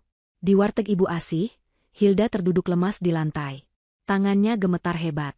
Bukan karena takut, tapi karena amarah yang meluap hingga ke ubun-ubun. Ibu Asih menutup mulutnya dengan kedua tangan, matanya membelalak ngeri. Ya Allah, ya Rabbi, iblis. Mereka itu iblis berwujud manusia, Neng. Tegas sekali. Sampai segitunya mereka merencanakan kehancuran kamu. Astagfirullahaladzim. Hilda tidak menangis. Air matanya sudah kering. Yang ada hanya tatapan dingin yang menakutkan. Dia mematikan televisi. Semuanya sudah jelas. Rencana busuk itu terekam sempurna, kata demi kata. Dia mendapatkan apa yang ia butuhkan. Bukti perencanaan kejahatan. Niat jahat. Pemalsuan bukti. Sumpah palsu. Pencemaran nama baik. Semuanya ada di dalam kotak hitam kecil itu. Kalian yang memulai, bisik Hilda pada dirinya sendiri, suaranya serak menahan amarah. Kalian yang menggali kuburan kalian sendiri. Ia menatap surat panggilan sidang yang tergeletak di meja kasir. Sidang pertama dijadwalkan minggu depan. Ibu Ani, Tiara. Hilda menyebut nama-nama itu seperti sebuah kutukan. Kalian ingin bermain di pengadilan? Baik, kita akan bermain. Hilda bangkit berdiri, mengabaikan lututnya yang perih. Dia mengambil ponsel Ibu Asih. Dia ingat, salah satu pelanggan setia warteg Ibu Asih adalah seorang pengacara muda dari Lembaga Bantuan Hukum, lebih, yang bernama Budi. Orangnya terlihat pintar, idealis, dan sering makan siang di sana sendirian. Ibu Asih pernah bercerita kalau Budi sering membela orang-orang kecil yang tertindas. Bu, boleh saya pinjam ponsel Ibu lagi? Saya harus menelepon seseorang. Penting sekali. Siapa, Neng? Malam-malam begini? Pengacara, jawab Hilda tegas. Mas Budi, yang sering makan di sini itu. Ibu punya nomornya? Ibu Asih mengangguk. Ada. Dia pernah kasih kartu nama. Bagus, kata Hilda. Permainan akan segera dimulai. Dan aku yang akan mengakhirinya.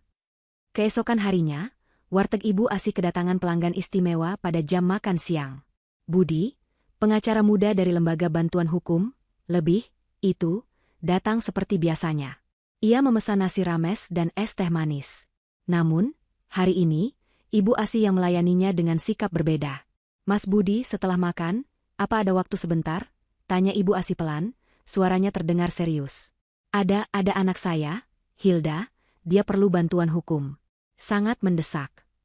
Budi mengangkat alisnya. Ia melihat ke arah Hilda yang sedang sibuk di balik etalase kaca. Wajahnya terlihat tegar namun menyimpan beban berat. Budi mengangguk.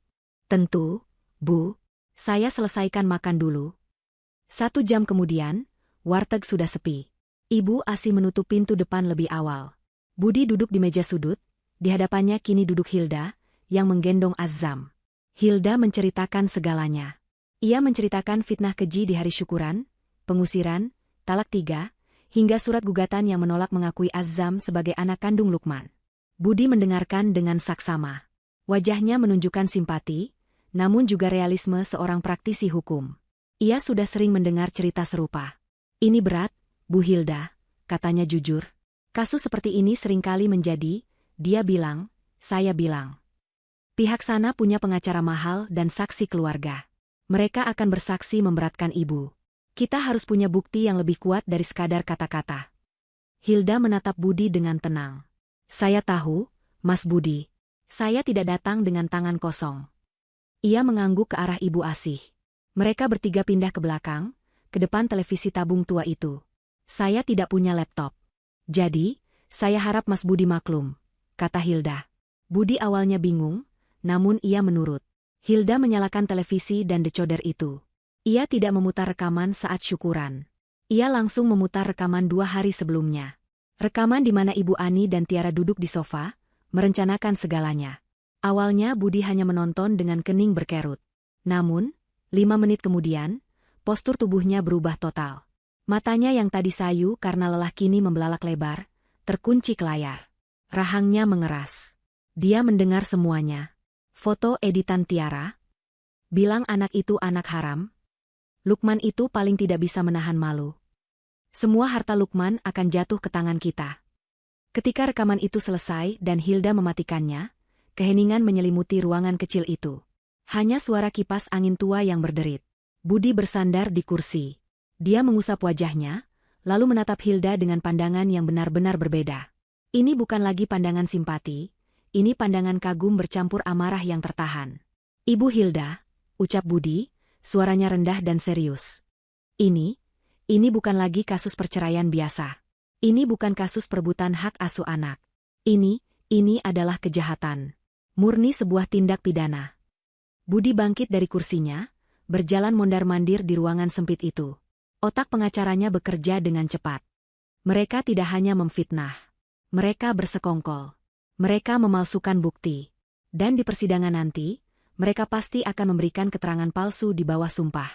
Ini bom waktu, Bu. Dan kita yang memegang pemicunya.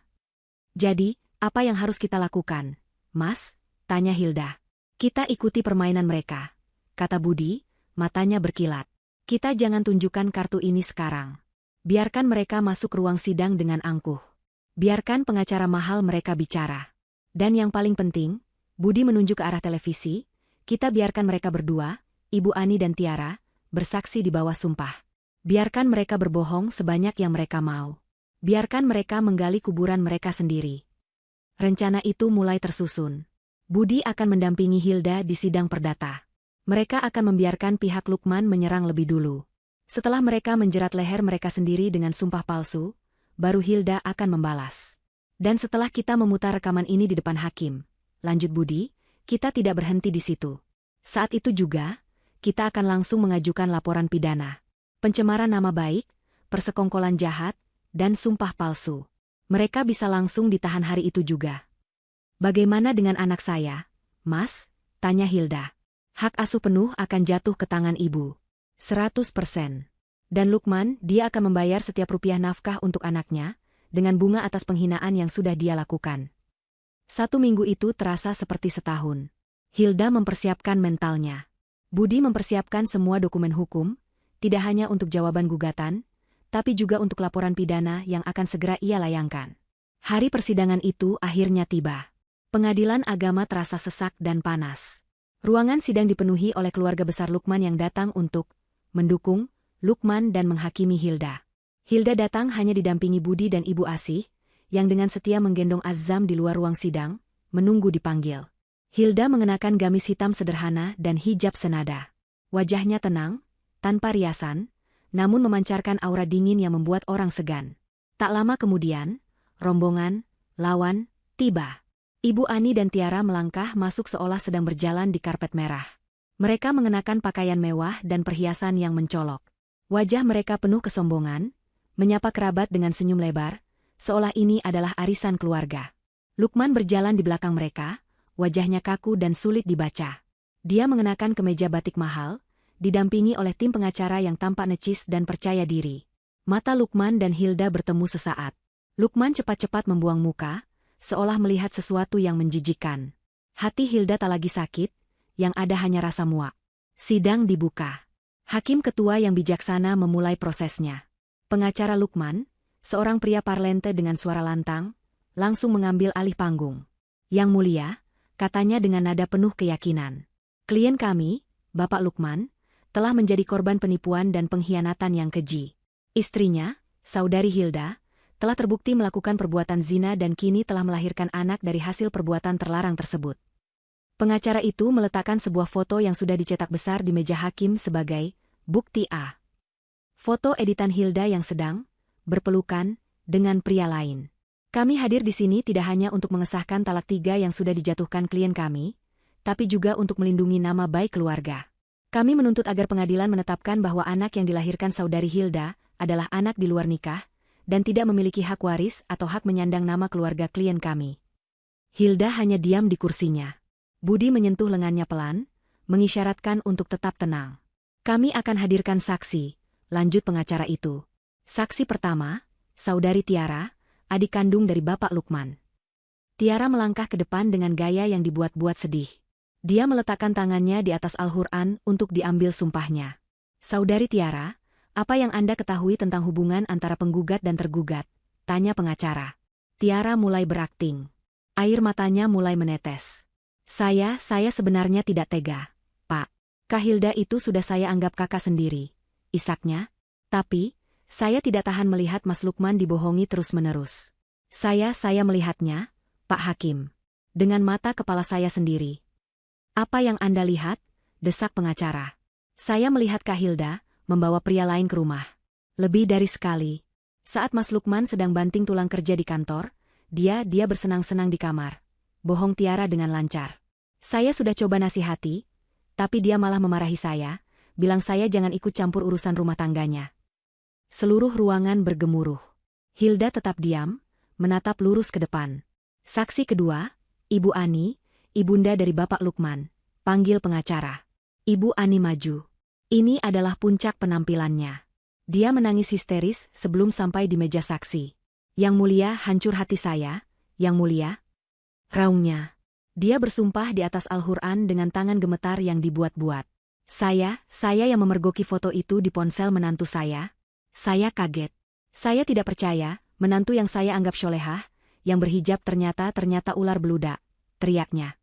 Dia menghancurkan anak saya. Dia membawa aib bagi keluarga kami. Anak yang dia kandung itu bukan cucu saya. Itu anak haram. Ibu Ani menunjuk-nunjuk ke arah Hilda. Usir dia, Yang mulia. Jangan biarkan dia menuntut apapun dari anak saya. Setelah Ibu Ani ditenangkan, giliran Lukman yang dipanggil. Dia tampak tegang, tapi kesaksian ibu dan adiknya seolah telah meyakinkannya kembali. Saudara Lukman, apa benar Anda sudah menjatuhkan talak 3? Benar, Pak Hakim, jawab Lukman tegas.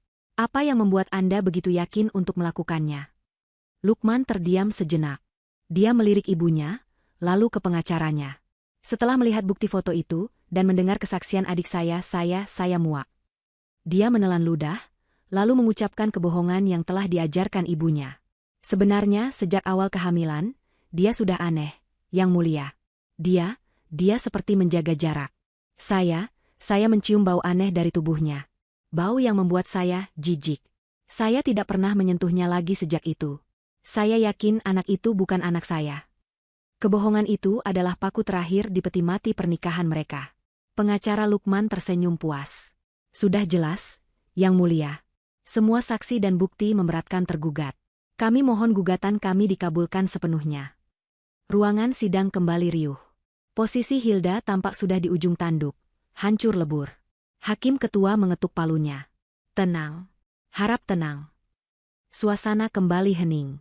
Hakim menatap Hilda dengan pandangan serius, sedikit iba. Saudari Hilda, Anda sudah mendengar semua kesaksian dan melihat bukti yang diajukan. Semua sangat memberatkan Anda. Apa pembelaan Anda? Hilda menarik napas panjang. Dia berdiri. Semua mata tertuju padanya. Dia menatap Lukman yang menolak memandangnya. Dia menatap Ibu Ani dan Tiara yang tersenyum sinis. Lalu dia menatap Hakim. Yang Mulia, katanya, suaranya tenang, dingin, dan sangat jelas, memenuhi seluruh ruangan. Terima kasih atas kesempatan ini. Dia berbalik sejenak ke arah pengacaranya, Budi, yang mengangguk mantap. Pembelaan saya, lanjut Hilda, akan saya mulai sekarang. Seluruh ruang sidang hening, menantikan apa yang akan diucapkan oleh wanita yang sudah terpojok itu. Ibu Ani dan Tiara saling berpandangan, senyum kemenangan terukir jelas di wajah mereka. Pengacara Lukman duduk santai, menyandarkan punggungnya seolah pekerjaan beratnya sudah selesai. Budi, pengacara Hilda, berdiri. Yang Mulia Hakim Ketua, ucapnya dengan suara yang tenang namun penuh wibawa. Sebelum kami menjawab semua tuduhan palsu dan bukti yang sudah direkayasa oleh pihak penggugat, klien saya ingin menghadirkan satu bukti. Bukti yang tidak bisa berbohong, tidak bisa bersumpah palsu, dan tidak bisa direkayasa. Pengacara Lukman langsung berdiri. Keberatan, Yang Mulia. Pihak tergugat mencoba mengulur-ulur waktu. Bukti apa lagi? Semua sudah jelas. Budi tersenyum tipis. Bukti yang ingin kami hadirkan adalah objek dari gugatan ini sendiri, Yang Mulia. Pihak penggugat menuntut agar seorang anak ditetapkan sebagai anak di luar nikah. Tidakkah adil bagi majelis hakim untuk setidaknya melihat siapa anak yang sedang kita bicarakan ini? Hakim ketua tampak berpikir sejenak. Apa maksud Anda, pengacara? Klien saya, Ibu Hilda, telah melahirkan seorang putra. Putra yang dituduh sebagai anak haram oleh pihak penggugat. Kami mohon izin untuk membawa bayi tersebut masuk ke dalam ruang persidangan ini, jelas Budi. Cibiran langsung terdengar dari bangku keluarga Lukman. Drama. Mau main drama air mata? Bisik Tiara cukup keras. Ibu Ani memutar bola matanya, dasar tidak tahu malu. Membawa anak haram ke pengadilan. Hakim mengetuk palu. Keberatan ditolak. Sidang ini adalah tentang status seorang anak. Adalah hak anak itu untuk hadir. Petugas, tolong persilakan saksi dari tergugat untuk masuk. Semua mata tertuju ke pintu belakang ruang sidang. Pintu itu terbuka. Ibu Asih masuk dengan langkah mantap. Di gendongannya, terbungkus selimut biru muda yang bersih, adalah bayi Azam. Bayi itu tidak menangis. Matanya yang bulat menatap sekeliling dengan tenang. Hilda segera bangkit dari kursinya, menghampiri Ibu Asih, dan mengambil putranya ke dalam pelukannya. Dia mencium kening Azam dengan lembut, seolah menarik kekuatan dari aroma bayinya. Kehadiran Azam seketika mengubah aura Hilda. Wajahnya yang tadi dingin kini memancarkan kekuatan seorang ibu yang siap melindungi anaknya. Dia kembali ke tempatnya. Yang Mulia, kata Hilda, suaranya kini bergetar oleh emosi yang tertahan. Ini putra saya. Namanya Azam. Dan mereka bilang dia anak haram. Lukman, yang sejak tadi menunduk, kini semakin tidak berani mengangkat wajahnya. Dia tidak mau melihat bayi itu. Dia takut. Budi kembali berdiri. Saudari Hilda, sesuai dengan permintaan kami, silakan tunjukkan putra Anda kepada majelis hakim. Dan terutama, tunjukkan putra Anda kepada pria yang menggugat status kelahirannya. Hati Hilda berdebar. Inilah saatnya. Dengan Azam dipelukan, dia melangkah keluar dari meja terdakwa. Dia tidak berjalan ke arah hakim. Dia berjalan lurus, langkahnya mantap, melewati pengacara Lukman yang menatapnya bingung. Dia berjalan menuju satu titik. Meja penggugat. Tempat Lukman duduk membeku. Dia berhenti tepat di depan mantan suaminya itu. Begitu dekat hingga Lukman bisa mencium aroma bayi yang samar. Mas Lukman, panggil Hilda. Suaranya tidak lagi memohon seperti malam itu. Suaranya datar dan penuh perintah. Lihat aku. Perlahan, sangat perlahan, Lukman mengangkat wajahnya. Matanya yang ketakutan bertemu dengan mata Hilda yang dingin seperti es. Tak ada lagi cinta di sana. Hanya ada penghakiman. Kamu sudah berbohong di bawah sumpah, desis Hilda pelan, hanya cukup untuk didengar Lukman. Sekarang, lihat anak yang kamu sebut haram ini. Hilda membuka selimut yang menutupi wajah Azzam. Waktu seakan berhenti di ruang sidang itu. Lukman menundukkan pandangannya dari mata Hilda ke wajah bayi yang ada di gendongan itu. Napasnya tercekat di tenggorokan. Itu adalah wajahnya. Bukan sekadar mirip. Itu adalah replika sempurna dari wajahnya saat masih bayi. Foto-foto masa kecilnya yang sering dipajang Ibu Ani di ruang keluarga terputar di kepalanya. Hidung mancung itu, bentuk alis tebal itu, garis dagu yang tegas itu. Semua adalah miliknya. Seolah Tuhan ingin memperjelas semuanya, Azzam yang merasa sedikit terganggu, menggerakkan kepalanya sedikit. Cahaya lampu pengadilan menyorot sisi wajahnya. Dan di sana, di pipi kiri mungil itu, ada sebuah titik kecil berwarna coklat. Sebuah tahi lalat. Tahi lalat yang sama persis dengan milik Lukman. Di posisi yang sama persis. Tahi lalat khas keluarga ayahnya. Lukman terkesiap. Suara, "Tidak." Keluar dari bibirnya tanpa ia sadari. Tangannya gemetar hebat. Ia ingin menyentuh, ingin memastikan, tapi tubuhnya kaku. Wajahnya berubah pucat pasi, lebih putih dari kemeja yang ia kenakan. Keringat dingin sebesar biji jagung mulai mengalir di pelipisnya. Semua kebohongan yang ia ucapkan tadi, bau aneh, jijik, bukan anakku, semua itu kembali menghantamnya seperti bumerang. Reaksi itu tidak hanya terjadi pada Lukman. Di bangku belakang, keluarga besar Lukman yang hadir mulai bergemuruh hebat. Para paman dan bibinya saling berbisik. Mata mereka membelalak antara wajah Azzam dan wajah Lukman. Ya Allah, itu Lukman waktu kecil. Mirip sekali. Tidak salah lagi. Tahi lalatnya. Lihat tahi lalatnya. Itu tahi lalat keluarga kita. Jadi, selama ini kita dibohongi. Suara bisikan itu sampai ke telinga Ibu Ani. Dia melihat wajah Lukman yang syok. Dia mendengar keributan keluarganya. Dia panik. Rencananya mulai berantakan. Itu kebetulan. Teriak Ibu Ani dari kursinya, suaranya melengking histeris, memecah keheningan. Itu cuma kebetulan. Jangan tertipu. Banyak orang punya tahi lalat. Lukman, jangan goyah. Nak, itu trik kotornya untuk mengambil hartamu. Tiara ikut menimpali. Iya, Mas. Jangan percaya. Itu pasti kebetulan aja. Dia sengaja pamerin anak itu biar kita kasihan. Hilda mengabaikan teriakan panik dua wanita itu. Matanya tetap terkunci pada Lukman yang masih terguncang. Ini kebetulan, Mas? Tanyanya, suaranya bergema di ruangan. Hidungmu, dagumu, alismu, dan tahi lalat ini, apakah ini semua hanya kebetulan? Lukman tidak bisa menjawab. Dia tergagap. Aku tidak tahu.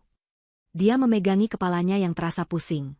Keyakinan yang ia bangun selama berbulan-bulan, yang didoktrin oleh ibunya, kini hancur lebur dalam hitungan detik. Dia telah menghina, membuang, dan menolak darah dagingnya sendiri. Melihat kehancuran di mata Lukman, Hilda merasa cukup. Dia memeluk Azzam erat-erat, melindunginya dari pemandangan itu. Dia berbalik dengan anggun, meninggalkan Lukman yang gemetar di kursinya. Dia berjalan kembali ke mejanya, diiringi tatapan puluhan pasang mata yang kini berubah dari menghina menjadi iba dan kagum. Dia berdiri di samping Budi, menatap lurus ke arah hakim ketua yang juga tampak tertegun melihat drama yang baru saja terjadi. Yang mulia, kata Hilda dengan suara yang lantang dan jelas, memecah keheningan. Ini baru bukti pertama saya. Bukti yang diciptakan langsung oleh Tuhan untuk membungkam kebohongan mereka. Dia berhenti sejenak, membiarkan kata-katanya meresap. Lalu, matanya beralih menatap Ibu Ani dan Tiara, yang kini wajahnya pucat pasi penuh ketakutan. Sekarang, lanjut Hilda. Izinkan saya memutar bukti kedua. Bukti yang diciptakan oleh iblis. Budi langsung berdiri. Yang mulia, dengan ini kami mohon izin untuk memutar sebuah bukti rekaman. Sebuah rekaman CCTV dari kediaman penggugat, yang akan membuktikan dengan jelas adanya persekongkolan jahat, pemalsuan bukti, dan sumpah palsu yang baru saja kita semua dengar dengan jelas di ruang sidang ini. Wajah Ibu Ani dan Tiara berubah seketika. CCTV? Rekaman apa? Mereka saling pandang dengan ngeri. Mereka teringat malam itu. Malam ketika Hilda dikejar-kejar seperti maling. Jangan-jangan, seluruh mata di ruang sidang tertuju pada Budi, pengacara Hilda. Pernyataannya menggantung di udara, penuh ancaman. Rekaman CCTV, persekongkolan jahat, sumpah palsu. Pengacara Lukman langsung melompat berdiri, wajahnya yang tadi sombong kini tampak tegang. Keberatan, Yang Mulia. Ini tuduhan serius tanpa dasar. Pihak tergugat hanya mengada-ada. CCTV apa? Tidak ada CCTV di rumah klien kami. Serunya, suaranya terdengar sedikit panik. Dia menoleh ke arah Ibu Ani, mencari konfirmasi. Wajah Ibu Ani dan Tiara kini bukan lagi pucat, tapi sudah seputih kapur. Mereka teringat dengan jelas malam itu. Malam di mana mereka mengejar sosok berhijab yang kabur dari rumah mereka. Malam di mana Tiara berteriak, "Maling!" Si Hilda masuk rumah. Jadi, benda yang dicuri Hilda malam itu bukanlah perhiasan atau uang. Benda itu adalah... Tidak ada, Yang Mulia, teriak Tiara kalap, berdiri dari kursinya. Dia bohong. Dia memang maling. Dia masuk rumah kami diam-diam minggu lalu. Hakim ketua mengetuk palunya dengan keras. Duduk, Saudari Tiara. Anda bukan sedang di pasar. Jika Anda bicara lagi tanpa izin, saya akan keluarkan Anda dari ruang sidang. Tiara terpaksa duduk, tubuhnya gemetar hebat. Pengakuan paniknya barusan justru semakin memperburuk keadaan. Hakim menatap Budi. Pengacara Budi, apa Anda bisa membuktikan keberadaan rekaman ini? Tentu, Yang Mulia, jawab Budi tenang. Kami tidak membawa decodernya, karena itu adalah alat bukti utama yang akan kami serahkan ke kepolisian. Tapi kami sudah menyalin file rekaman yang relevan ke dalam sebuah flash disk. Kami mohon izin menggunakan proyektor dan layar di ruang sidang ini untuk memutarnya. Hakim mengangguk. Izin diberikan. Seorang petugas pengadilan segera menyiapkan layar proyektor besar berwarna putih di bagian depan ruang sidang. Budi melangkah maju, menyerahkan sebuah flash disk kecil kepada petugas. Ruangan itu hening seketika. Hanya terdengar suara napas yang tertahan dan isak tangis Lukman yang mulai mereda, berganti menjadi kebingungan yang mencekam. Dia menatap layar putih itu. Firasatnya mengatakan bahwa ini adalah akhir dari segalanya. Lampu tolong sedikit diredupkan, pinta Budi. Ruangan menjadi sedikit gelap. Proyektor menyala. Dan sebuah gambar muncul di layar. Itu adalah ruang tamu mereka. Ibu Ani dan Tiara terkesiap. Rekaman itu nyata. Yang Mulia, suara Budi menggema. Tolong perhatikan tanggal dan waktu di sudut kanan atas layar. Ini adalah rekaman 2 hari sebelum acara syukuran 7 bulanan. Pukul 8 malam. Di layar, tampak Ibu Ani dan Tiara masuk ruang tamu, membawa tas belanja. Mereka duduk di sofa, tepat di tengah sorotan kamera. Suaranya tolong diperbesar, pinta Budi. Teknisi mengangguk. Suara dari speaker pengadilan mulai terdengar. Bu, ini sudah jadi, sesuai pesanan Ibu. Suara Tiara terdengar renyah dan bangga. Mana? Coba Ibu lihat. Suara Ibu Ani. Di layar, Tiara terlihat menunjukkan layar ponselnya. Gimana, Bu? Keren, kan? Editan Tiara? Foto si Hilda waktu seminar di Bogor itu Tiara potong. Terus Tiara tempel foto temen cowok Tiara. Kelihatan kayak lagi pelukan mesra di lobi hotel. Kan? Padahal aslinya kan foto ramai-ramai. Astagfirullahaladzim. Suara teriakan kaget datang dari bangku keluarga besar Lukman. Mereka menutup mulut tak percaya. Pengacara Lukman membeku di tempatnya. Matanya membelalak ngeri. Lukman, yang masih duduk di kursinya, merasakan dunianya runtuh. Editan Tiara. Jadi, foto itu, bukti utama yang menghancurkan rumah tangganya, adalah palsu. Dibuat oleh adiknya sendiri. Rekaman terus berlanjut. Kebusukan itu terus diungkap, kata demi kata. Bagus. Bagus sekali. Rapi kerja kamu, suara Ibu Ani terdengar puas. Dengan foto ini, kita punya alasan kuat untuk menyerang dia. Jadi, rencana kita di acara syuran lusa jadi, Bu? Tanya Tiara. Dan kemudian, kalimat-kalimat yang menjadi paku di peti mati mereka terdengar. Jadi, dong, Ibu sudah muak lihat muka si Hilda itu. Sokse. Sebelum dia melahirkan anak itu dan posisinya makin kuat di rumah ini, kita harus singkirkan dia. Wajah Lukman terangkat. Dia menatap layar, lalu menatap ibunya yang kini menunduk. Bahunya bergetar hebat. Bukan menangis, tapi gemetar karena takut. Rekaman berlanjut ke bagian yang paling menyakitkan bagi Lukman. Tapi, Bu, anak yang dikandungnya kan memang anak Mas Lukman. Suara Tiara terdengar. Dan jawaban ibunya, kamu ini bodoh atau apa? Tiara? Lukman itu anak ibu. Ibu tahu persis wataknya. Dia itu paling tidak bisa menahan malu. Harga dirinya setinggi langit. Kalau kita serang dia di depan semua keluarga besar, bilang istrinya selingkuh, bawa bukti foto ini, dan bilang anak itu anak haram, dia pasti emosi. Ibu yakin, dia pasti langsung menceraikan si Hilda saat itu juga. Lukman meraung. Bukan lagi tangisan. Tapi raungan putus asa. Raungan seekor hewan yang terluka. Ibu! Teriaknya. Dia baru saja mendengar ibunya sendiri, wanita yang paling ia hormati, mengakui bahwa dia tahu persis kelemahannya. Dan dia menggunakan kelemahan itu untuk menghancurkan hidupnya, menghancurkan istrinya, menghancurkan anaknya. Dia bukan korban, dia adalah pion bodoh dalam permainan ibunya sendiri.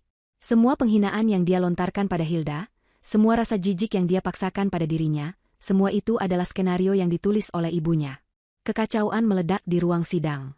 Kurang ajar kamu, Ani. Iblis kamu.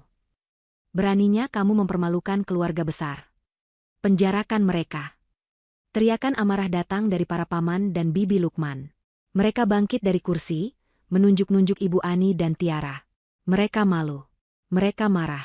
Mereka telah ikut menghakimi Hilda, dan sekarang mereka tahu mereka telah ditipu mentah-mentah oleh dua orang serakah itu. Tidak. Itu palsu. Itu editan. Hilda mengedit rekaman itu. Ibu Ani akhirnya menemukan suaranya. Dia berdiri di kursinya, menunjuk-nunjuk Hilda dengan kalap. Dia menjebak kami. Hakim. Jangan percaya. Dia iblis. Bohong.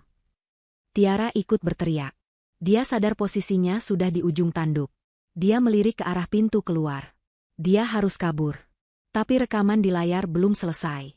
Bagian terakhir, bagian terpenting, mulai diputar. Terus, soal warisan gimana, Bu? Suara Tiara. Itu gampang, desis Ibu Ani di rekaman. Kalau mereka cerai karena perzinahan, si Hilda tidak akan dapat apa-apa. Dia akan pergi dengan tangan kosong. Dan semua harta Lukman, cepat atau lambat, akan jatuh ke tangan kita. Ke tangan kamu, Tiara. Ibu melakukan ini semua demi kamu, Nak. Motif. Niat jahat itu kini terpampang jelas. Ini bukan soal harga diri keluarga. Ini soal keserakahan. Ini soal harta. Hakim ketua memukul palunya berkali-kali. Diam. Tenang. Semuanya tenang. Petugas. Amankan kedua saksi itu. Jangan sampai mereka kabur. Dua orang petugas keamanan pengadilan segera bergerak. Mereka mencengkeram lengan Ibu Ani dan Tiara yang mulai histeris. Tiara mencoba berontak, tapi cengkeraman petugas terlalu kuat. Lepaskan. Aku tidak salah. Lepaskan.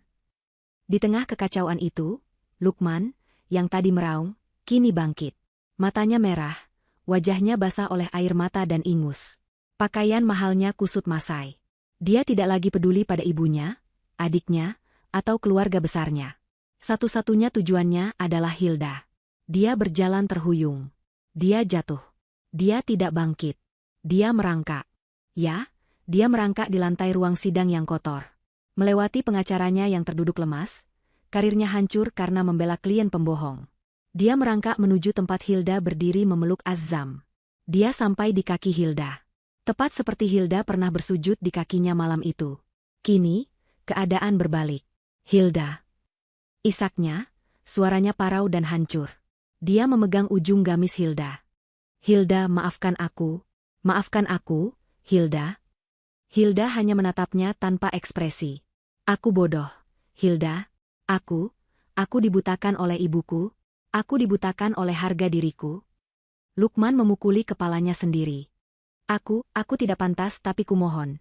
Hilda, lihat anak kita, dia anakku, aku mengakuinya, dia anakku. Dia mendongak, menatap Hilda dengan tatapan paling menyedihkan yang pernah Hilda lihat. Kumohon, Hilda, beri aku satu kesempatan lagi. Kita mulai dari awal. Demi Azam, Nak, demi anak kita, kumohon, kembali padaku. Lukman mencoba mengulurkan tangannya untuk menyentuh bayi Azam yang ada di pelukan Hilda. Dengan satu gerakan cepat, Hilda melangkah mundur. Menjauhkan Azam dari sentuhan tangan kotor itu. Dia menatap Lukman yang bersujud di lantai. Pria yang pernah menjadi surganya, kini tak lebih dari seonggok penyesalan yang menjijikan. Talak 3. Ucap Hilda, suaranya dingin dan tajam, memotong raungan histeris Ibu Ani dan Tiara di belakangnya. Sudah terucap di depan ratusan orang. Di hari syukuran anakku. Lukman membeku. Tidak ada kata kembali. Lukman, lanjut Hilda. Dia kemudian memalingkan wajahnya dari Lukman. Dia tidak peduli lagi pada pria itu. Dia menatap lurus ke arah dua wanita yang sedang ditahan oleh petugas. Ibu Ani dan Tiara menatapnya dengan kebencian yang meluap-luap. Dan untuk kalian berdua, kata Hilda, suaranya bergema di ruangan yang mendadak hening itu. Kalian pikir ini sudah selesai? Kalian pikir air mata kalian bisa menyelamatkan kalian? Hilda tersenyum tipis. Senyum yang membuat bulu kuduk Ibu Ani berdiri. Tidak. Permainan ini belum selesai. Ruang sidang itu kini sunyi senyap. Raungan histeris Ibu Ani dan Tiara terhenti, berganti dengan napas yang terengah-engah penuh ketakutan. Mereka menatap Hilda, tidak mengerti apa lagi yang bisa dilakukan wanita itu. Mereka sudah hancur. Rekaman itu sudah menghancurkan mereka. Apalagi yang tersisa? Lukman masih bersimpuh di lantai, membeku. Kata-kata Hilda, talak 3 sudah terucap, bergema di kepalanya. Final. Absolut. Tidak ada jalan kembali. Penyesalannya datang terlambat. Hilda mengambil mikrofon di meja pengacaranya. Matanya menatap lurus ke arah hakim ketua. Yang mulia, ucap Hilda, suaranya tenang namun mengandung baja. Apa yang baru saja kita saksikan bersama bukan hanya drama keluarga. Ini bukan hanya fitnah yang mereka lakukan di acara syukuran saya. Dia berhenti sejenak, lalu berbalik dan menunjuk Ibu Ani dan Tiara dengan tangannya yang bebas. Hari ini, di ruang sidang yang terhormat ini, di bawah sumpah kitab suci Al-Quran yang mereka pegang tadi, mereka berdua, Saudari Ani dan Saudari Tiara, telah berbohong. Suaranya meninggi.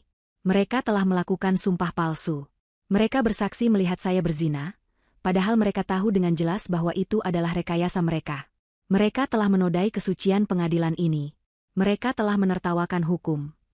Hakim ketua mengangguk-angguk, wajahnya merah pada menahan amarah. Dia tahu persis kemana arah pembicaraan ini. Budi, sang pengacara, kini berdiri di samping Hilda. Inilah momen yang telah mereka siapkan. Ini adalah langkah pamungkasnya. Yang mulia Hakim Ketua, Budi berbicara dengan suara formal yang lantang. Klien saya tidak akan membiarkan kejahatan ini lolos begitu saja. Kami tidak hanya meminta majelis hakim untuk menolak seluruh gugatan penggugat, memberikan hak asuh penuh atas anak bernama Azam kepada Ibu Hilda, dan menuntut nafkah anak. Budi mengambil setumpuk dokumen baru dari tasnya. Ini adalah langkah kami selanjutnya. Dia berjalan ke meja panitera. Kami, pada detik ini juga, secara resmi melaporkan Saudari Ani dan Saudari Tiara atas tindak pidana berlapis. Pertama, pencemaran nama baik dan fitnah keji, sesuai pasal 310 dan 311 Kitab Undang-Undang Hukum Pidana. Kedua, persekongkolan jahat untuk menghancurkan rumah tangga orang lain. Dan ketiga, yang paling berat, memberikan keterangan palsu di bawah sumpah di muka persidangan, sesuai pasal 242 KUHP, dengan ancaman hukuman penjara. Ibu Ani dan Tiara terbelalak. Penjara. Kami tidak main-main, lanjut Budi. Bukti rekaman CCTV yang tak terbantahkan ini sudah kami serahkan salinannya kepada pihak kepolisian resort setempat 1 jam yang lalu. Dan kami sudah meminta mereka untuk bersiaga di luar. Budi berbalik ke arah pintu masuk ruang sidang. Petugas, silakan masuk. Inilah momen, syok, itu. Inilah hal yang akan membuat mereka kapok. Pintu utama ruang sidang terbuka lebar. 2 orang polisi berseragam lengkap, dengan borgol terselip di pinggang mereka, melangkah masuk. Mereka tidak terlihat ragu. Mereka berjalan lurus menuju Ibu Ani dan Tiara. Tidak. Jangan. Saya tidak mau dipenjara. Jangan sentuh saya. Ibu Ani berteriak histeris. Dia mencoba melepaskan diri dari petugas pengadilan dan berlari. Tapi tenaganya sudah habis. Ibu. Tolong. Mas Lukman. Mas. Tolong kita. Mas. Tiara menjerit-jerit, wajahnya yang penuh riasan kini luntur berantakan oleh air mata dan ingus. Polisi itu tidak peduli. Dengan gerakan cepat dan profesional, mereka memegang kedua tangan Ibu Ani dan Tiara, memutarnya ke belakang. Klik. Suara borgol besi yang terkunci terdengar nyaring di ruangan yang hening itu. Suara itu adalah musik terindah di telinga Hilda. Karma instan. Karma yang dibayar tunai. Kamu iblis, Hilda. Iblis kamu. Kamu sudah menghancurkan kami. Ibu Ani meraung-raung saat digiring keluar. Ini semua karena kamu, Hilda. Aku akan membalasmu. Aku bersumpah akan membalasmu, ancam Tiara. Hilda hanya menatap mereka dengan dingin. Nikmati perbuatan kalian. Ibu Ani dan Tiara diseret keluar dari ruang sidang seperti penjahat kelas kakap. Mereka yang masuk dengan angkuh, kini keluar dengan hina, diborgol di depan semua kerabat mereka. Ruangan sidang kini hening. Hanya tersisa isak tangis putus asa Lukman yang masih bersujud di lantai. Dia telah kehilangan segalanya. Istrinya, anaknya. Sekarang, ibu dan adiknya dipenjara karena ulah mereka sendiri. Keluarga besarnya menatapnya. Bukan dengan iba, tapi dengan tatapan jijik dan kecewa. Satu persatu dari mereka bangkit dan berjalan keluar, meninggalkan Lukman sendirian. Dia telah menjadi aib keluarga yang sesungguhnya. Lukman mendongak menatap Hilda. Hanya Hilda yang tersisa. Hilda, aku sudah tidak punya siapa-siapa. Ibu dan adikku jahat, tapi kumohon jangan tinggalkan aku. Hilda menatapnya untuk terakhir kali. Permainan belum selesai, Lukman. Lukman tidak mengerti. Apalagi, Hilda memberikan isyarat kepada Budi. Budi berdeham. Yang mulia, ada satu hal lagi. Semua mata tertuju pada Budi. Ini mengenai ganti rugi. Seperti yang klien saya katakan, dia tidak hanya dihina. Dia diusir dari rumahnya di tengah malam, dalam kondisi hamil besar, tanpa uang sepeser pun. Dia tidur di emperan toko. Dia bekerja sebagai pembantu di warteg untuk menyambung hidup dan melahirkan putranya. Maka, suara Budi menjadi tegas. Kami menuntut ganti rugi material dan imaterial atas semua penderitaan fisik dan mental yang dialami klien saya. Dan ini yang terpenting. Budi mengeluarkan selembar dokumen lagi. Yang mulia, rumah mewah yang selama ini ditinggali oleh penggugat, yang selalu dibanggakan oleh Ibu Ani sebagai rumah keluarga, faktanya adalah 100% atas nama klien saya, Ibu Hilda. Rumah itu adalah hadiah pernikahan dari almarhum ayah Ibu Hilda. Lukman terkesiap. Dia lupa. Ayah Hilda memang kaya, dan rumah itu adalah hadiah agar anaknya hidup nyaman. Inilah hal terakhir yang akan dilakukan Hilda. Dan karena rumah itu adalah milik sah klien saya, lanjut Budi, maka kami menuntut agar penghuni liar di dalamnya, yaitu saudara Lukman, untuk segera mengosongkan rumah tersebut dalam waktu 24 jam terhitung sejak putusan ini dibacakan. Apa? Lukman berteriak tidak percaya. Klien saya akan segera menjual rumah itu. Budi melanjutkan tanpa ampun. Uangnya akan dia gunakan untuk membeli rumah baru, dan memulai hidup baru bersama putranya. Jauh dari Anda. Hancur. Ini adalah kehancuran total. Lukman terduduk lemas di lantai. Dia kehilangan istri. Dia kehilangan anak. Ibu dan adiknya dipenjara. Dan sekarang, dia diusir dari rumahnya sendiri. Dia akan menjadi gelandangan. Tepat seperti dia membuat Hilda menjadi gelandangan malam itu. Tidak. Hilda. Jangan lakukan ini. Kau ambil semuanya. Lukman meraung-raung di lantai, memukul-mukul lantai marmer dengan putus asa. Putusan hakim dibacakan dengan cepat. Semua gugatan Lukman ditolak. Hak asuh penuh Azam jatuh ke tangan Hilda. Lukman diwajibkan membayar nafkah anak yang jumlahnya sangat besar. Dan perintah pengosongan rumah dikeluarkan. Hilda tidak menunggu sidang ditutup sempurna. Dia sudah mendapatkan apa yang ia inginkan. Keadilan. Dia membetulkan hijab hitamnya yang sedikit miring. Dia menggendong Azam, mencium pipi gembil putranya. Kita pulang, nak. Kita mulai hidup baru. Dia berjalan dengan kepala tegak. Melewati Lukman yang menangis seperti anak kecil di lantai. Melewati bangku-bangku kosong yang ditinggalkan keluarganya. Melewati pengacara Lukman yang menatap kosong ke depan. Ibu Asih sudah menunggunya di pintu, menangis haru. Neng, kamu hebat, Neng. Hilda tersenyum tipis pada Ibu Asih. Senyum pertama yang tulus setelah berbulan-bulan. Dia melangkah keluar dari pintu ruang sidang yang gelap. Menuju koridor pengadilan yang terang benderang oleh cahaya matahari sore. Dia tidak menoleh ke belakang lagi. Dia bebas. Dia telah menang. Dan pembalasannya tuntas dengan sempurna.